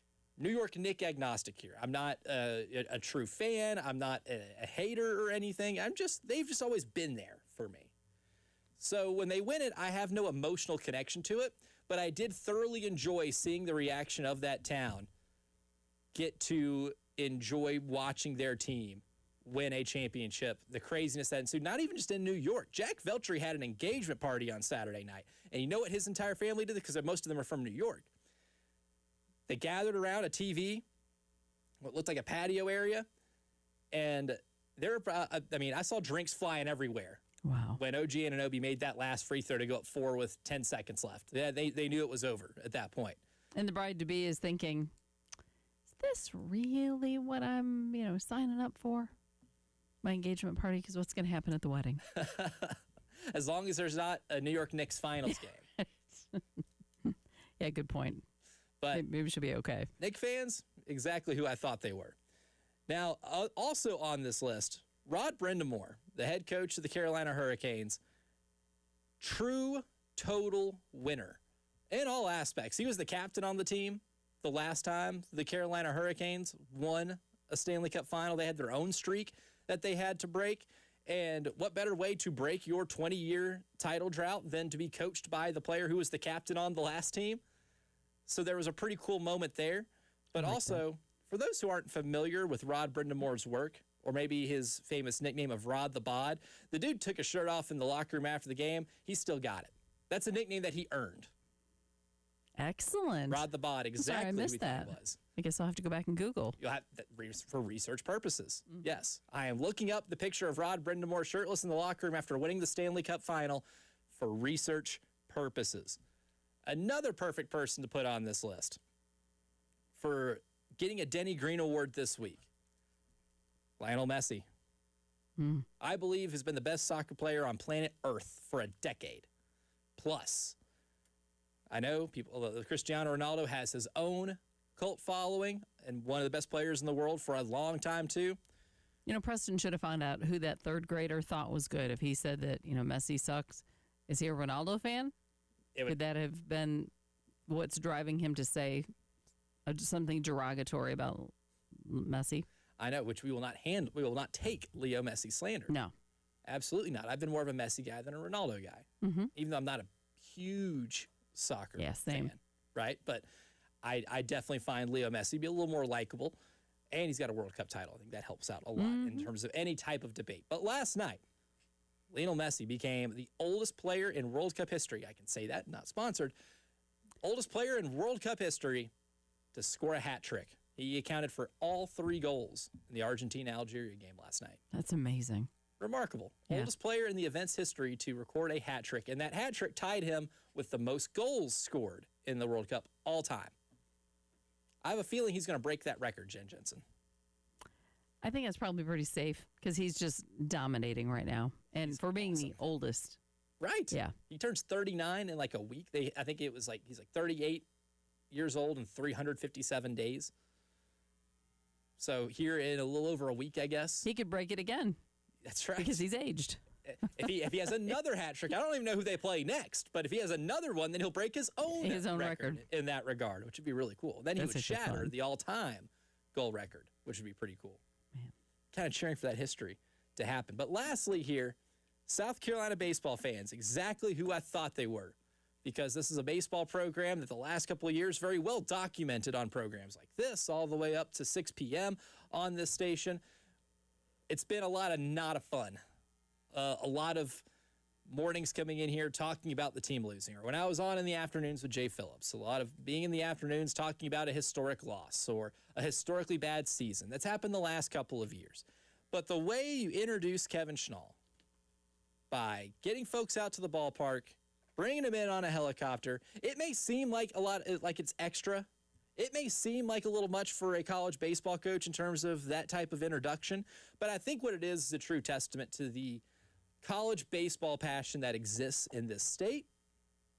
I think this is a true testament to the enthusiasm that you have for this program, despite not having a lot to be enthusiastic for the last couple of years. And even at the end of the Mark Kingston era, a lot of I know that last year there was a lot of dread at the end of the season, right? Where you kind of were in a tailspin and you maybe underachieved a little bit at the end of the year.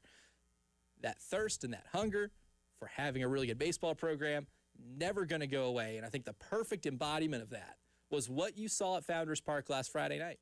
Yep, I would agree. I love that. I don't know how many fans were there. I hope they have a count, but it was a nice turnout, and that really gave me hope. Yeah. For me, it did too, especially that there's going to be a lot of excitement for the season. Yeah. And some prime marketability. Oh, I think so.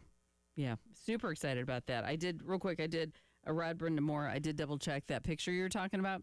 And I remember Ben Johnson, the Bears coach, doing that. Ben's got some work to do. Ben's got some work to do. Yeah. Yeah, they don't call him Ben the Bod. Yeah. No, they don't. Mm-mm. But Rod the Bod, a nickname well earned. Well earned. Yes. And as we also do on Wednesdays, we put some folks on the line. Maybe there's a third grader that's going to be put on the line on this list too, but we'll find out coming up next.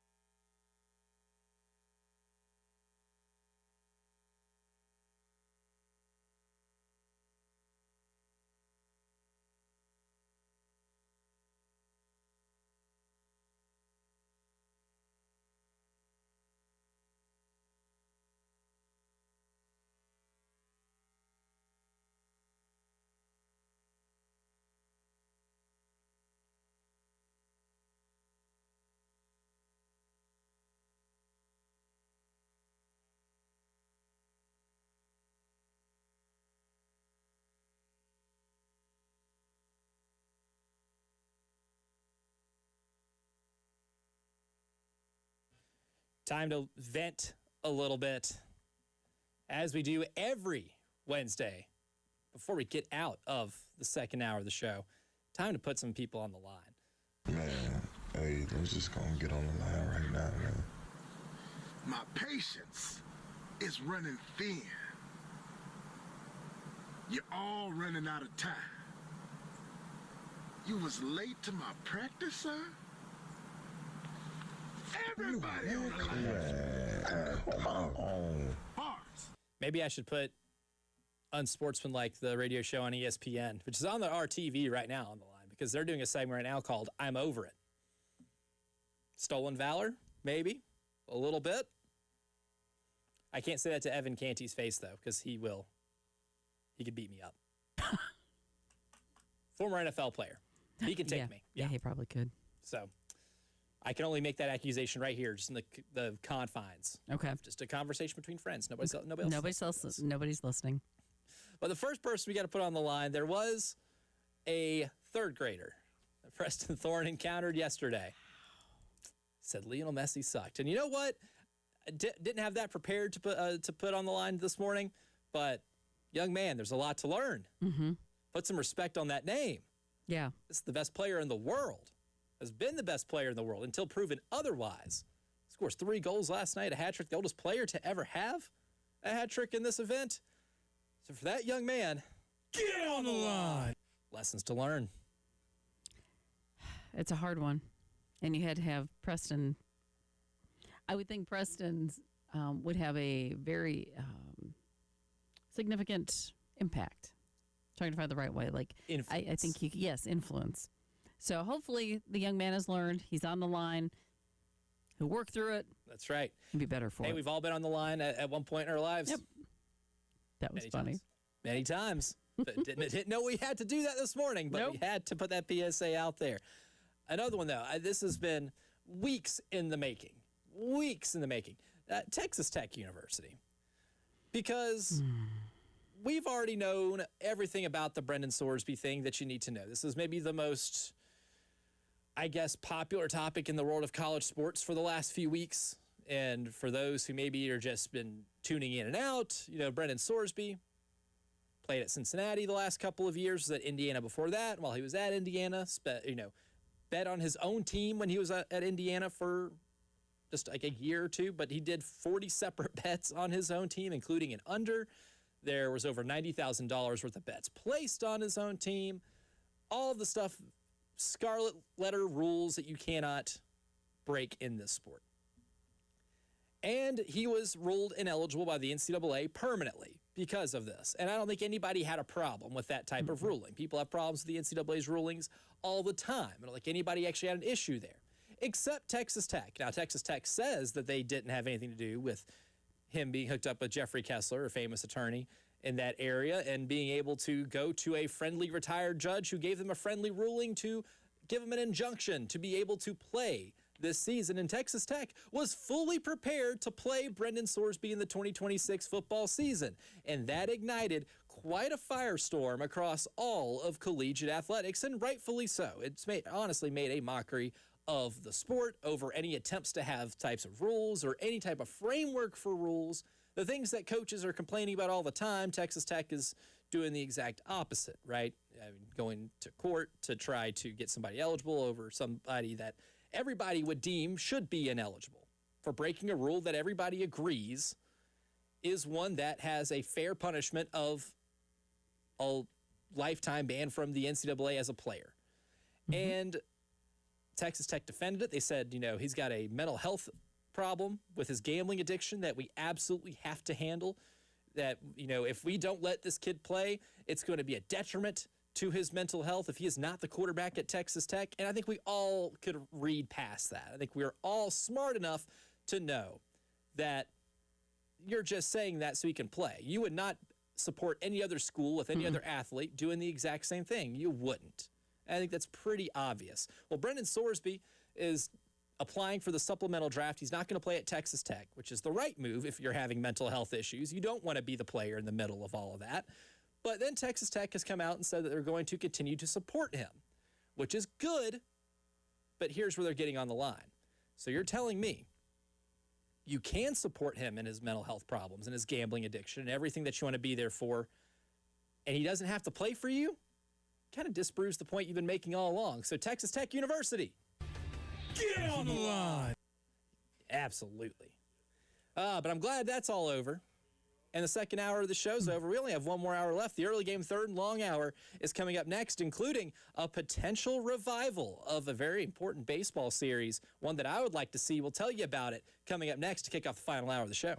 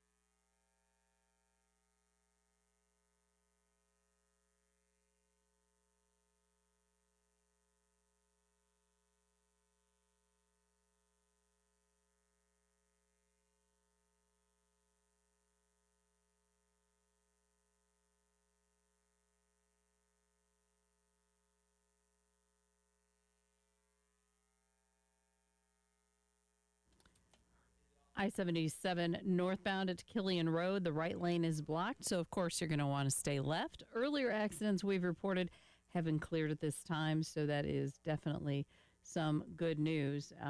Seeing pretty heavy construction there, or congestion that is, I-26 eastbound between exit at 101 and about I-20. Kind of standard, especially on a day like today when we have some rain in the forecast. And the rain is going to continue through about lunchtime, should be clearing out, 90 for the high. Gusty breezes tomorrow, maybe afternoon storms, 94 for the high, and that's due to a tropical system that will impact some weather on Friday as well. 73 right now.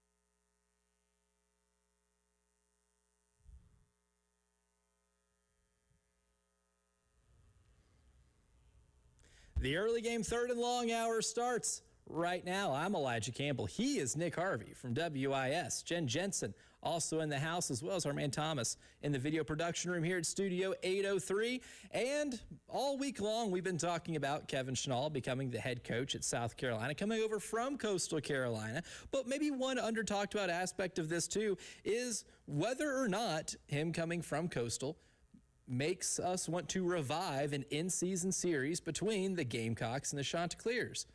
And it looks like that is a real possibility. Our pal Jack Veltri on On3 wrote a story about it yesterday, talking about that possibility and whether or not South Carolina and Coastal will pick up where they left off. They have not played in 10 years, Nick Harvey. But Kevin Schnall in his presser did express a desire to want to play Coastal Carolina, says we're ready to play. And that's one of the first things that they had to negotiate was playing Coastal Carolina. He said Jeremiah Donati agreed. So he did say, quote, we will start playing Coastal Carolina. And on the Coastal end of things, because, you know, it takes two to tango, right? I mean, we need mutual agreement here before anybody plays anything in any field of play. Chris Lemonis, the new head coach at Coastal Carolina, who took a year off. Before that was the head coach at Mississippi State, where he won a College World Series title just a few short years ago, is now coaching at Coastal, and even he agreed. He said, you know, I've heard this quote a lot over time, anyone, anywhere, anytime, so maybe the Gamecocks will come down here and play us in Conway. It certainly feels like unofficially, Nick Harvey, we're getting this series back. How badly have you desired to see these two teams play in the regular season? Well, I mean, it was so much fun to watch them growing up. Like when I was younger, you would typically get to see them play each other. You know, it wasn't super often or anything like that. But when they saw each other, like it's two in-state teams playing. That's at the end of the day, that's all I care about. And obviously, Clemson, South Carolina has their weekend series, and you know a lot of the Charleston teams play each other throughout the regular season. But my thing is this: if you can take the opportunity for all in-state schools to benefit from playing one another, because I think there is an extreme like positive to this. You get all the fans to travel to one of the teams' ball fields for the weekend or just for the day. You're going to bring in a lot more money because you got in-state fans that are coming to watch their team play. I think it's good for everybody involved. I really do. And for South Carolina and Coastal, especially now with this storyline of Kevin Schnall being the new head coach here in Columbia, Chris Lemonis in his opening press conference kind of fired the shot at someone that he said he's very close friends with. I mean, South Carolina owns the all-time over Coastal. They're 12-6. In that last game in 2016, they won 4-2. Coastal's not very good when they come to Columbia. That has been, there seems to be the pattern. They're 2-8 when they're in Columbia. So again, though, regardless of that, I think you're missing out on an incredible opportunity. Rick Henry pitched this idea like a week or two ago when this was all going down and said there should be a weekend, kind of like, you know, the Gamecocks did their salute to service or the salute the troops weekend.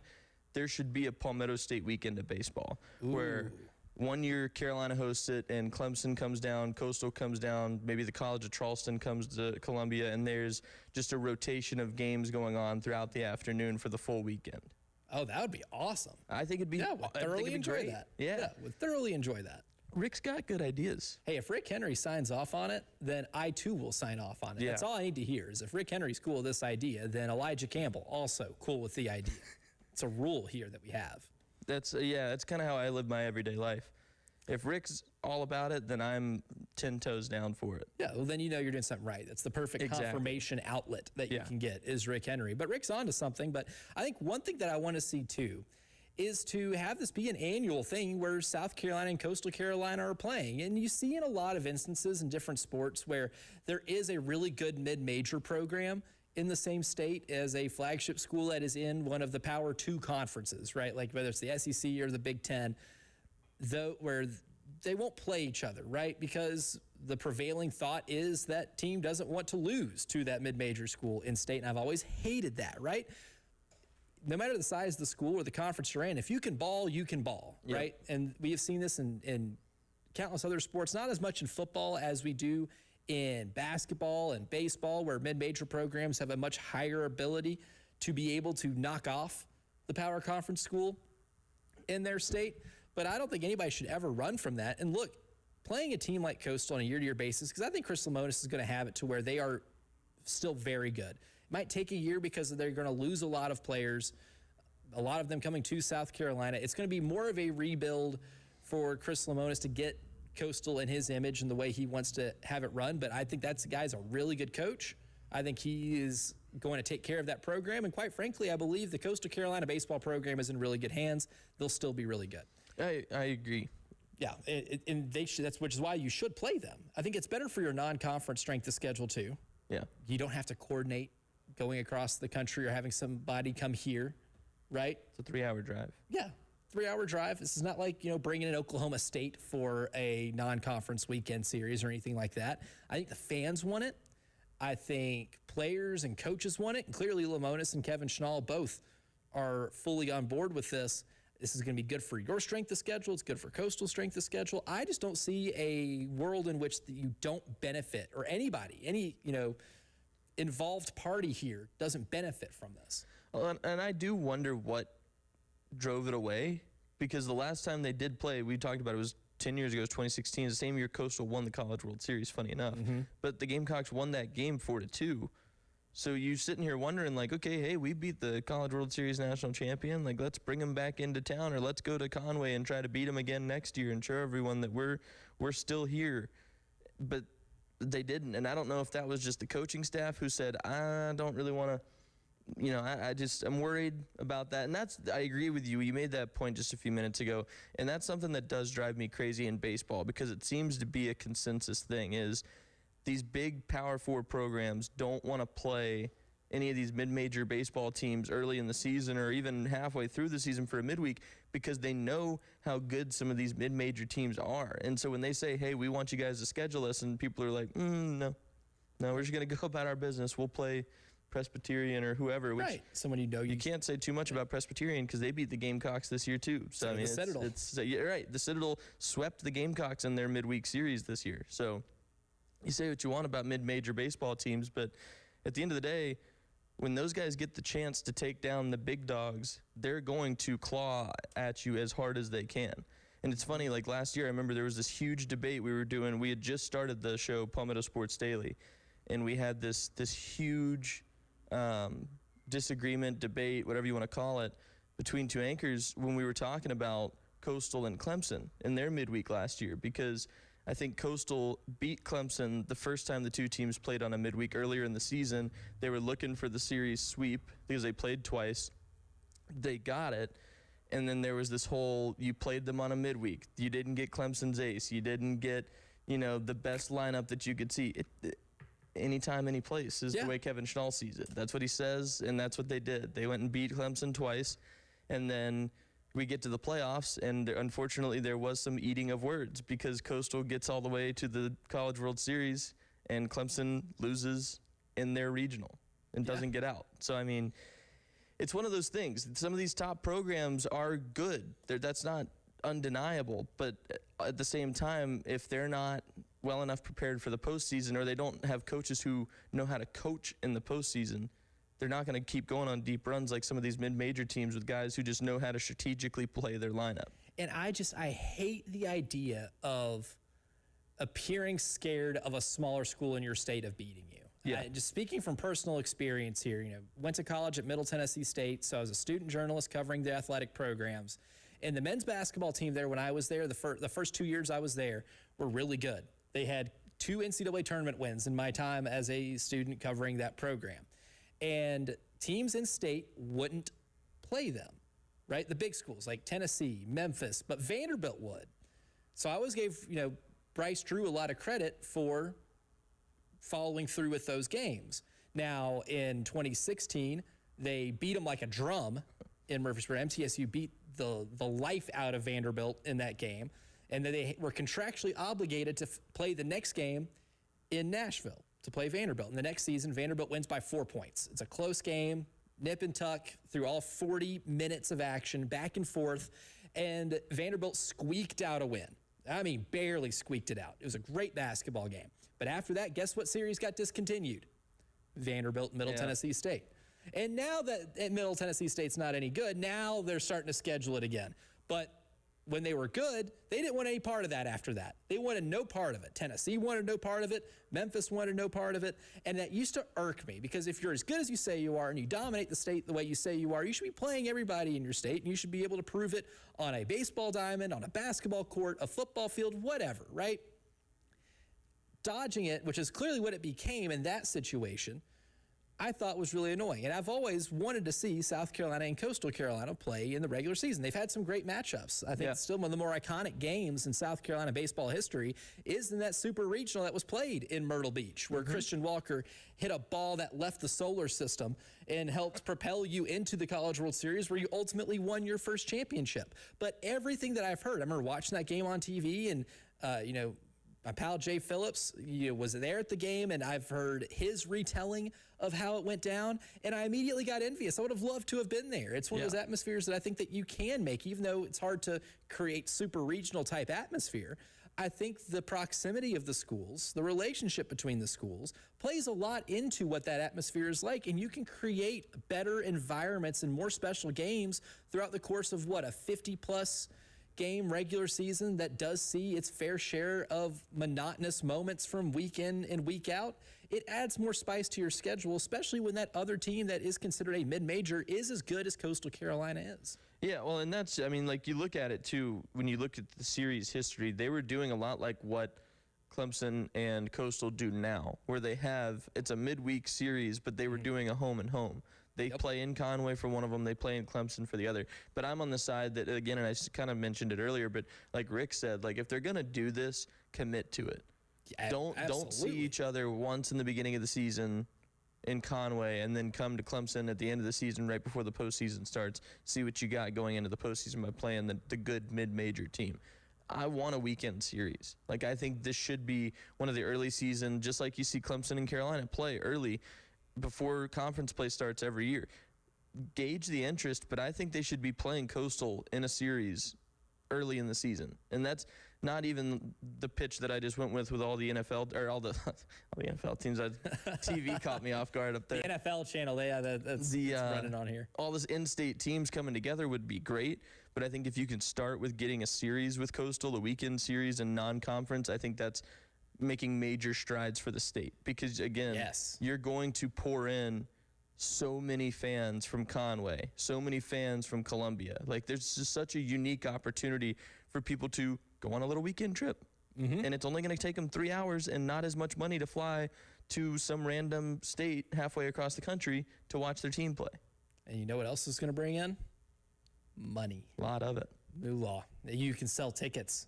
I think fans, especially if you're playing a series at Founders Park, or even if you're doing the midweek thing, at bare minimum, playing on a midweek, you'll get one game at Founders and one game over in Conway on Coastal's campus. Both of those games can be high-selling tickets, right? You can get a lot of people to the ballpark. You can pack it out. And in college sports now, where everything's about, being able to obtain and keep a lot of resources and being able to make a lot of money in a non-revenue generating sport, you take what you can get, and I think that's a good money-making idea. But coming up next, we'll go to the AAA Heating and Air phone lines. We'll get to Rocky on the other side, but we'll also go through a list that ESPN has of top 10 receivers in college football, and I can make a case that one South Carolina wide receiver will be considered one of those 10 by season's end. And I'll tell you who it is next here on the early game.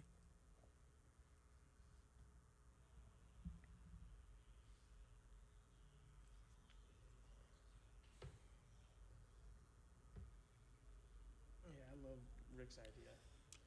I think Rick's idea is Oh, it's beautiful. Yeah. It's a beautiful idea.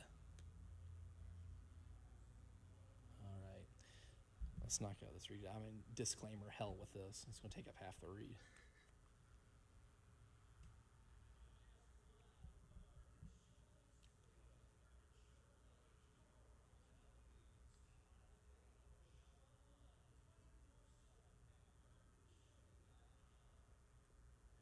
Arguably the most famous sporting event in the world is already underway, and you can get involved on that action with DraftKings because it's live in the state of South Carolina. It's live in all 50 states, right? And the whole world is watching this tournament right now with group stage chaos, knockout drama, stoppage time, heartbreak, you name it, and you can get in on the action with DraftKings. Because, of course, at DraftKings, the crown is yours. And the world's biggest stage in the palm of your hand. New DraftKings customers sign up with code 1075thegame, spend $5 to get 200 in total rewards.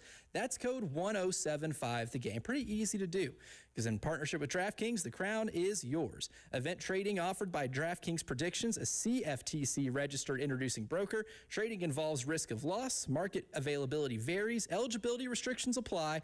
$50 every 7 days via click to claim, issued in non-withdrawable predictions dollars that expire in 1 year. Ends June 28th. For terms, go to dkng.co/predictions promo.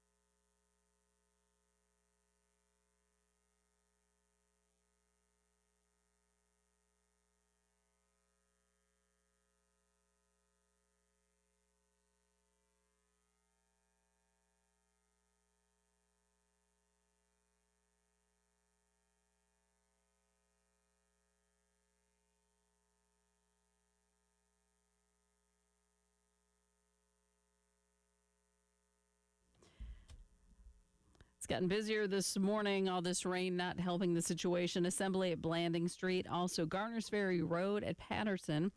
Hardin at Rosewood Drive. Also I-20 westbound at Spears Creek Church Road, exit 82.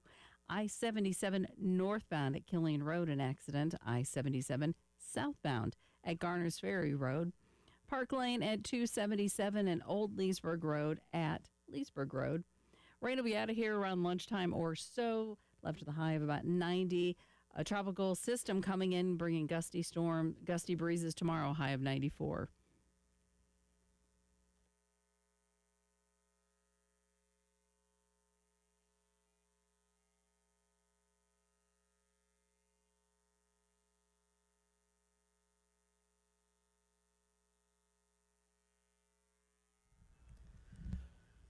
Before we get to the wide receiver for South Carolina that I think can very well be on a postseason top 10 wide receiver list.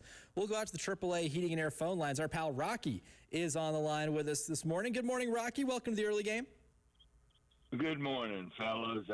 You have your on the line segment at the end of the past hour, and I have Yes, a sir. little story, if I may share my on the line segment. Now, we back in the day definitely had our share of, dare we say, motivational suicides. Okay, team motivational Yep. suicides. Been there. Okay, this is more for conditioning. So this is in preseason. When I was in college, and so it's more for conditioning. So at the end of practice, you get the proverbial, all right, guys, on the line. So we run a few, our share, 5 or 6 up or something, get us breathing really hard, you know, that kind of thing. And then everybody, all right, let's get around the free throw line. And the coaches say, all right, they pick guys. So I remember this particular day, and pick the first guy. They pick him, all right, make 2, go home. And the first guy got up. He missed 1. All right, on the line. Let's go. Run again. Back around the free throw line. Next guy came up, missed 1. On the line. Let's run again. Oh, boy. And then the third guy came up. I remember the day because I was 4th. Third guy came up, missed 1. On the line again. Okay, Rocky. All right. So I get it.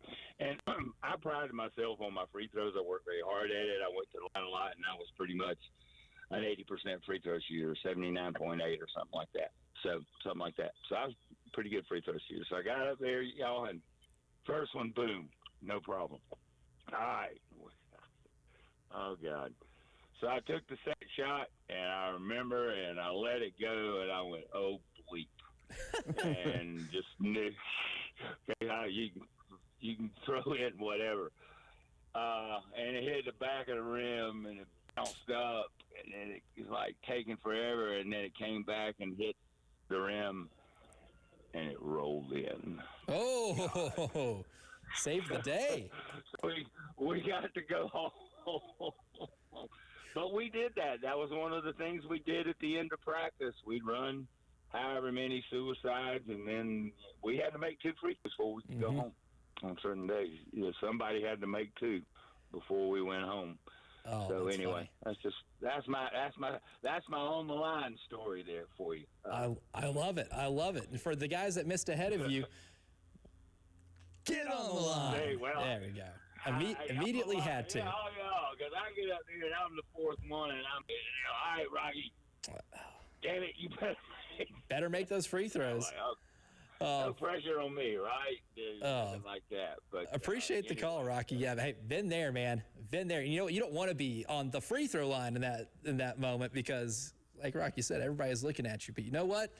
Builds character. One of those days that you are miserable in the moment, you look back on it fondly. One time I made a bet with a football coach that I could throw a football 40 yards to get us out of conditioning. 38 yards. Oh, not quite. I was so mad. Nick Harvey, get on the line. Oh, man. Yeah, In hindsight. fun days. Oh, man. Well, you know, I might put myself on the line if this doesn't end up coming to fruition, but I feel pretty good about it. And that is ESPN, you know, did their ranking of the 10 best college receivers in the sport right now, and there is no mention of any South Carolina Gamecock on there, and I don't know if that's a surprise. It wasn't a surprise to me because the number 1 receiver that you have returning next year didn't eclipse 700 yards. Now, he had a 618-yard season, and if you look at Nick Harbor and you'll look at his year-by-year totals with catches, receiving yards, touchdowns, they all increased over the last 3 years, the 3 years of his career here at USC. And he's gotten a lot better in those years, and you can just see the development, right? But you're still waiting for the explosive year. Learning the position in year 1. Going into year 2, he was still doing track, but he got better. And then this past year, he did not do indoor track, and instead he did a full spring with the team, and he had his career best season, including an SEC best over 20 yards per reception. But I think he's going to find himself on a list at the end of the year that would be featuring the top 10 wide receivers in college football. Not just because I'm a true believer in trajectory, which I am, and I think the trajectory is only going up for Nick Harbor. So regardless of who's going to be the offensive coordinator, that Nick Harbor was going to have a better season this year than last year. I feel confident in that because I believe in what his player development has been and how he's been committed to getting better, and you're seeing that year by year.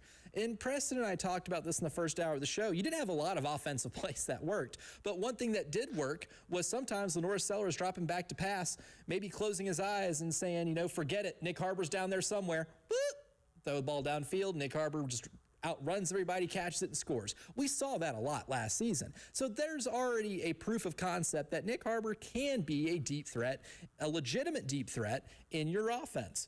But Nick Harvey, the reason that I feel good about Nick Harbor maybe being at the end of season list like this is because of the Kendall Briles effect. Now, yesterday I took a look at the receivers that Kendall Briles has coached as an offensive coordinator, a play caller. And there's a lot of really good track record here. Corey Coleman was an All-American in his first year as an offensive coordinator when he was at Baylor in 2015. Marquez Stevenson had a career year at Houston as De'Aaron King's #1 option, over 1,000 yards and 9 touchdowns. Tamorian Terry, have you ever heard that name? Does that name even ring a bell for you?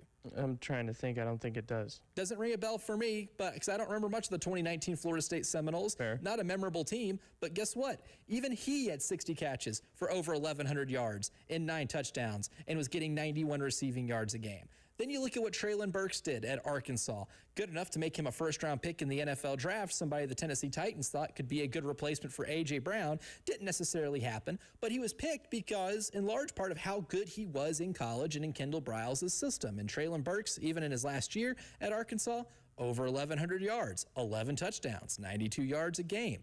And even the receivers at TCU, the last 2 years, right? Jack Beck, 62 catches, 1,000 yards. Eric McAllister, even last year, 72 catches, almost 1,200 yards, and 10 touchdowns. You go up and down the list. I just went and looked at the leading wide receiver for every team that Kendall Briles has been an offensive coordinator for, and I found 4 wide receivers that had over 70 catches in a season. Nick Harbor hasn't done that yet. 7 wide receivers with 1,000-yard receiving yard seasons. Nick Harbor hadn't done that yet.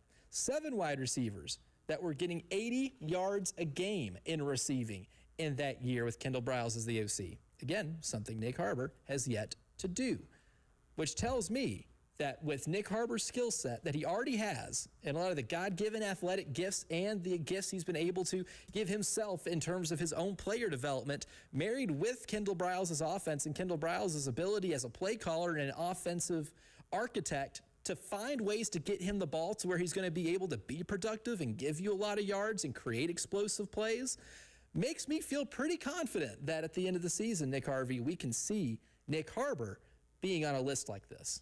Yeah, I mean, I completely agree. And I was looking through this list and some of the names that, to be honest with you, I'm not fully confident, like KJ Duff at Rutgers slotting into number 6 on this list. Yeah. Is a little bit like, We'll see. Good. I mean, hey, maybe he's... I'll watch more Rutgers football this year. How about that? Yeah, exactly. I'll be watching for KJ Duff every week. But, I mean, some of the names on this list, I don't disagree. Like Ryan Williams is on this list for Alabama, and we've seen him obviously be capable of being a top receiver in the SEC. He's got glimpses. There are glimmers of hope, if you will. But then you look at, and even in the honorable mentions, you don't see Nick Harbor's name mentioned, but they mentioned Bryant Westco Jr. Bryant Westco Jr. is a great wide receiver. I'm not downplaying that at all. A lot. I think he's a very fun player to watch. I even would say, had he not gotten hurt last season in the fashion that he did, he might be in this top 10. But that's where I draw the issue with this list. He's in the honorable mentions. Nick Harbor isn't, and I get it. Again, you had a very unproven offense last year. He didn't have the greatest numbers with the system that they were in. By all means, I respect that opinion. But I'm just saying that a guy who also goes out with a gruesome injury and you don't know yet what he's going to be able to do. You can hear these press conferences in the offseason all you want. You don't know what he's going to be capable of when that first snap of the season comes to him and somebody hits him. I mean, that's the way I see it. Because the guys are talented. These guys are generational athletes.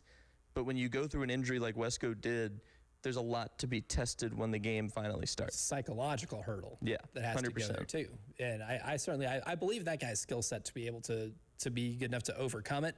There is just, again, a psychological thing when you have an injury the way he did to be able to recover and get back to where you were in the previous form. A lot easier said than done. But coming up next, the early game third and long hour goes deep. We're covering year ones of college sports coaches this week. Part 3, the instant successes and the foreshadowing they had. We'll get to that next.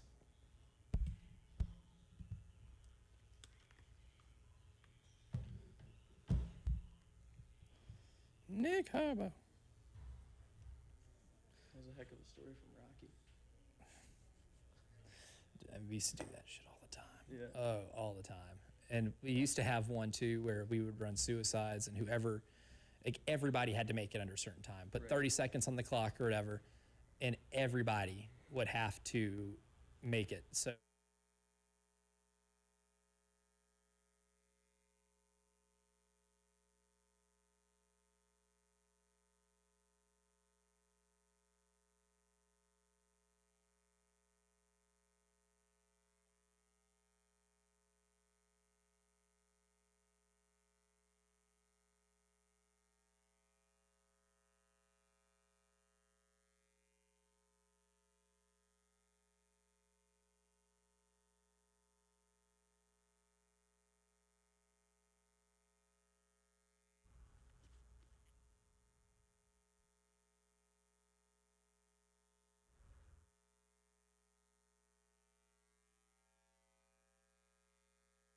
here to get you out of any jam you might be in when it comes to certain tax issues, right? Personal income tax issues, business tax issues, doesn't matter. The stress of the IRS maze and the labyrinth it feels like can come for anybody. And the Ecton Law Firm is here for you. Find out how you can get yourself out of that maze by hitting up the Ecton Law Firm at 803-771-9800. Get that free consultation. Come up with a game plan. And you can always visit them online, too, at ectonlawfirm.com. That's ECTON lawfirm.com.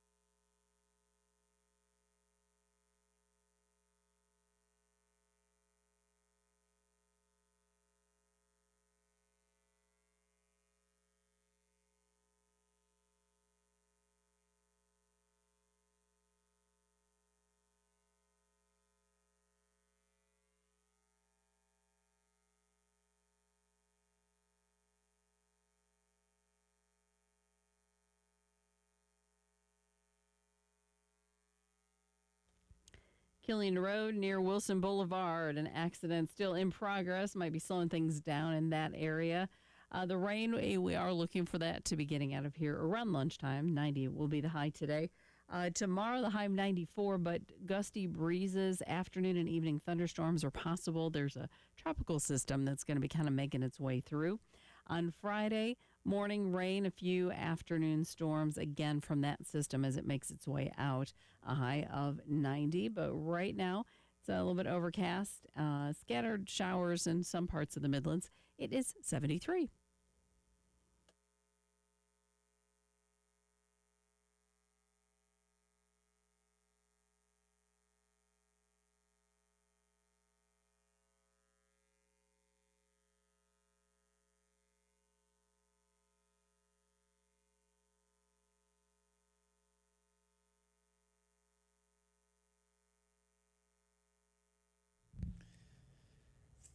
Time for the early game, third and long hour to go deep. And this week we've been talking about year ones with all the excitement going on with Kevin Schnall being named the head baseball coach at South Carolina, coming over from Coastal Carolina. I thought it'd be fair to look at year ones throughout this entire week and try to either set, a baseline expectation or maybe even just looking into the past and seeing how different year ones are and how they were back before NIL and transfer portal and everything that makes modern college sports. Even yesterday, wanting to ask on our Twitter page at 1075 The Game, we put out a poll question that asked, what are fair expectations for the Gamecocks in year one under Kevin Schnall? 46.7% of you said just make the tournament. 26.7% say host a regional.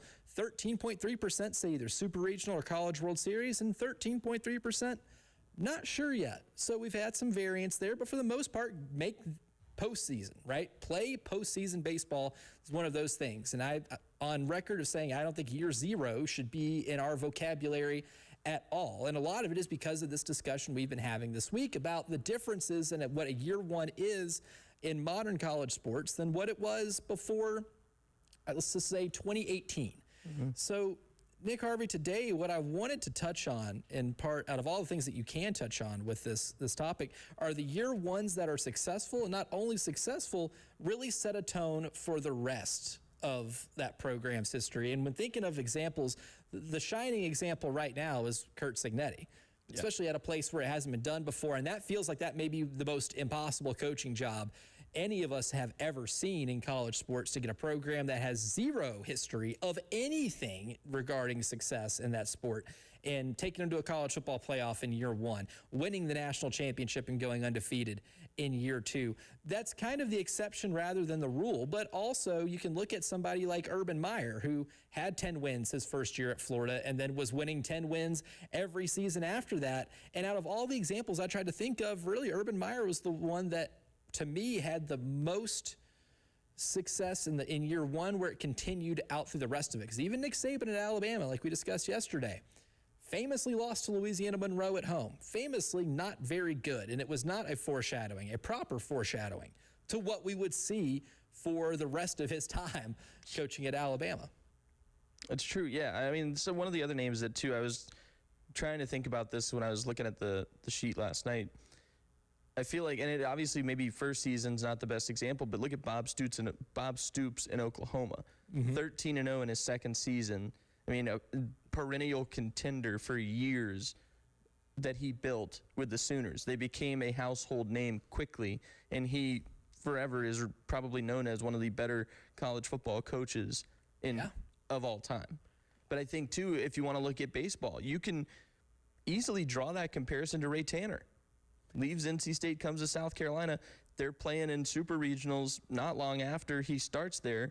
They get their first crack at the College World Series pretty early in his tenure, and then they go back-to-back in 2010, 2011. I mean, that was a pretty quick turnaround for the Gamecocks to all of a sudden become one of the blue bloods of college baseball in a decade. But, like, they had early success under Ray Tanner. So just a couple of the names that have popped into my head. And I think, too, Nick Saban didn't have the first season that you expected at Alabama, but, I mean, he very quickly established himself and took over college football for decades. And I think even with Ray Tanner, too, it's a good example. Even though they didn't reach the ultimate heights until later on, his first year in 1997, they went 33-24, 13-17 in the conference. It didn't make the NCAA tournament because the tournament was different in terms of its format back then, right? I think that type of resume gets you in 2026, right? It got a lot of teams. 13-17 in the SEC was good enough to get a few teams either in the tournament or in serious consideration. So even that at a smaller level certainly makes a ton of sense. And then just 3 years later, they're winning 56 games, going 56-10 in 2000, and just falling a little bit short of the College World Series. The toughest part about this entire exercise, Nick, to me was finding a coach who had a high level of success, because I like your Bob Stoops example. In his championship, he got in year 2. But year 1, they were still kind of in what were considered the dark days of Oklahoma football, which tells you exactly how good Oklahoma football has been if the dark days were 7-5 seasons. But still going 7-5 in year 1, but pretty quickly established after that a program that was nothing but successful, doing nothing but winning 10 games minimum or competing for national titles or setting up the program to where it was a well-oiled machine to where Lincoln Riley takes over and they're immediately playing in 4-team college football playoffs, right? That's the Oklahoma football program. And Bob Stoops did a hell of a job revitalizing it, but even he, as great of a coach as he was not immediately successful in year 1 that was reflective of what the other years would end up looking like. Yeah, well, and 2, going back to Ray Tanner really quick, I mean, you think about what South Carolina did even in his early years, because they did win one SEC title, and that was 2004. That was the only SEC championship, because people think about Ray Tanner and they think about the early success and they say, well, they had to have won several SEC titles. No, they didn't, but they were good enough in the SEC to be hosting regionals and getting postseason recognition from the conference. That's the big contrast to me as you think about it. And honestly, it's kind of funny, like Ray Tanner in his first couple of years, not obviously a carbon copy, but South Carolina won the SEC his second year, in 2004. He won the Coach of the Year, though, in 1998, his second year. And I just think about, like, last year with Kevin Schnall, year 1, winning College Baseball Coach of the Year, taking his team to Omaha. Obviously not the same scenario, but you saw early success from both of these coaches, and it's something that I think if you have anything to be excited about, it's that this isn't Ray Tanner. I'm not going to sit here and say that. It's Kevin Schnall. But you've got a guy who does not waste time. And I think for all the people who have these super high expectations, have them, but don't be disappointed, I guess, if what you think is going to happen doesn't come to fruition. This is a first-year program in the SEC. This isn't a first-year program playing against other teams in the Sun Belt. This is the big dogs, and he's going to have a lot of work to do to get him there, but I think he's going to get him there. Which is why I think it's fair to have pretty good expectations to play postseason baseball. Yeah. Or be a 2 seed in a regional. I think that's completely fair, especially if you're expecting great things after that. I just challenge anybody. I mean, I had a hard time doing it. If you could just sit and think about college sports coaches that the first year and the success they had was reflective of what even the heights were after that. Very rarely do you see somebody in year 1 have the level of success they would end up having later on. Like John Calipari at Arkansas, kind of, but even then they struggled in the regular season. You look at a lot of different coaches. Like Calipari, I thought would be the easiest one, right? His first year at Memphis, not anything close to resembling what they would have after that, mildly successful. They were bad at UMass his first year there. At Kentucky, that I guess that's the one example that he does have, where in year 1 they were one of the best teams in the country. But even then, that's a place like University of Kentucky in basketball. There are it's hard to find a lot of those examples, or at least coaches who do that everywhere they go. Well, and I think too, and this is stepping into the pros just really briefly, Mike Tomlin. You talk about the Steelers. He won a Super Bowl in just his second year with them and never had a below 500 season as a head coach. So, like, you say what you want about the Steelers and their inconsistencies or whatever and not making the playoffs. The guy never had a losing season. You always bank on winning more than you lost. From the beginning in Pittsburgh. Coming up next, though, we'll give you our Winners of the Day show, brought to you by the Golden Spur.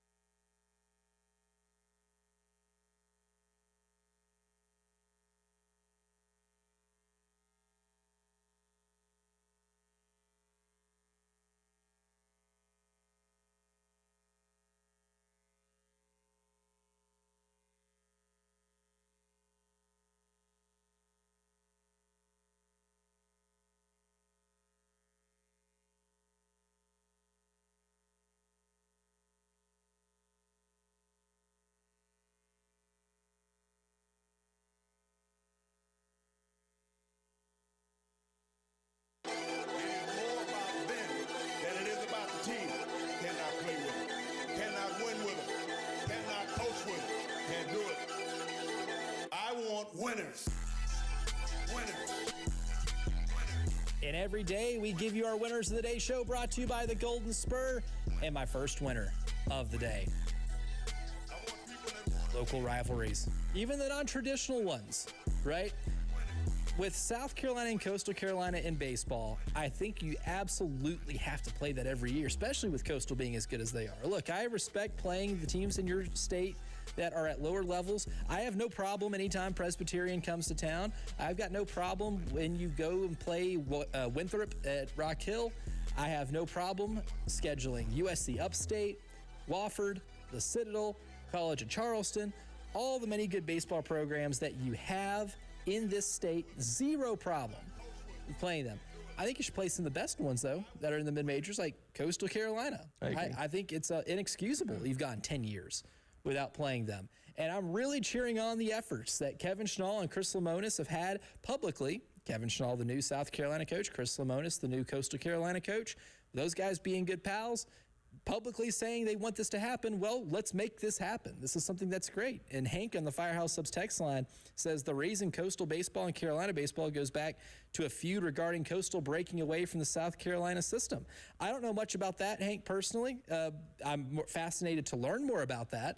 But if there is more of a history like that, even more so to play this thing, right? I love any type of angle you can get for a local in-state rivalry. Yes, the Carolina-Clemson baseball series is so cool every year, but when you have a program like Coastal in the state that has won a national championship in the last 10 years, that has been to a championship series in the last 10 years, just a couple of years ago, coached by the guy coaching you now, then there's no reason not to have that game played. I think that series being revitalized would be an ultimate winner for not just Gamecock fans, I think just college sports fans in the state. Yeah, no, I completely agree with you. I think we're missing a golden opportunity here. I really do. I think you're missing a chance for multiple schools to make money, for their fans to get really, really into a series. It's hard for me to say that this is a bad idea, especially with all the jawing back and forth that's gone on for the past few weeks since this hiring happened. It would just be, I feel like, the environment would be electric at either field. It would be so much fun. I really want that to happen. I'm going to give a win to notifications. Okay. Because now I'm going to use this platform to say happy anniversary to Coach Shane Beamer and his wife, Emily. All right. I was sitting here typing on my computer earlier, and all of a sudden I get a little Twitter notification from Shane Beamer. 20 years today. Congrats, saw that earlier, Coach. And I was like, wow, how about that? Anniversaries. Run the play. That's exactly. So congratulations. Happy anniversary. Not just because he's a football coach, but he's now married for 20 years. Running the play is maybe the best advice anybody can give you. Yeah, 100%. And if you've been together that long, you've been running the play, you've been running it well. Yeah. That's right. So congrats. That's awesome. Congrats, Coach Beamer. Another winner for today's show, still having it. No better feeling in the world than when you think you're too old for something and you succeed in doing it. And you're like, you know what? I still got it. Well, Lionel Messi last night in what we like to call the Global Goblet. 3 goals, a hat trick against Algeria, making him the oldest player in the event's history to record a hat trick at age 38 and 357 days. So we're just a little, almost a week or so away from him turning 39.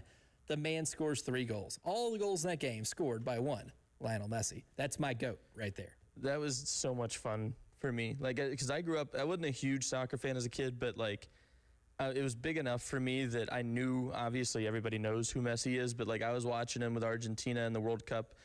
I guess it was probably a decade ago. I had just had my first phone, and I remember something bad happened. I don't remember what it was that I remember specifically, but I dropped my phone casually on the floor, and I remember that leading to me getting in trouble to be like, you got to take better care of your phone. You don't just do that when bad things happen. For some reason, that's the core memory that popped into my head. But nonetheless, Messi has been, when I played travel soccer as a kid growing up, when I stopped playing but still watched the sport pretty regularly, Messi was the guy. That's who you watch. That's who you strive to be like. So, yeah, extremely impressive. And he's still having fun doing it. He's a good dude, and he's fun to watch. I'm very jealous. My sister, works at a law firm in Nashville. They're a main sponsor of Nashville SC, so they get to go to all the games. They have like, a box there at that stadium. She's got to see Messi like play 3 times. Like, hook your boy up with some seats. Right. I got to see this man play in person before I one day pass away. I need to see this, right? So she's got to do it a couple times. He is a spectacle. Such a cool event. A lot of stuff going on tonight. The Global Goblet continues tonight. And, of course, USA-Australia on Friday. Join us at the British Bulldog. Myself and Jay Phillips will be watching it. That will be a winner of an event. The extra point's always a winner, and it's next.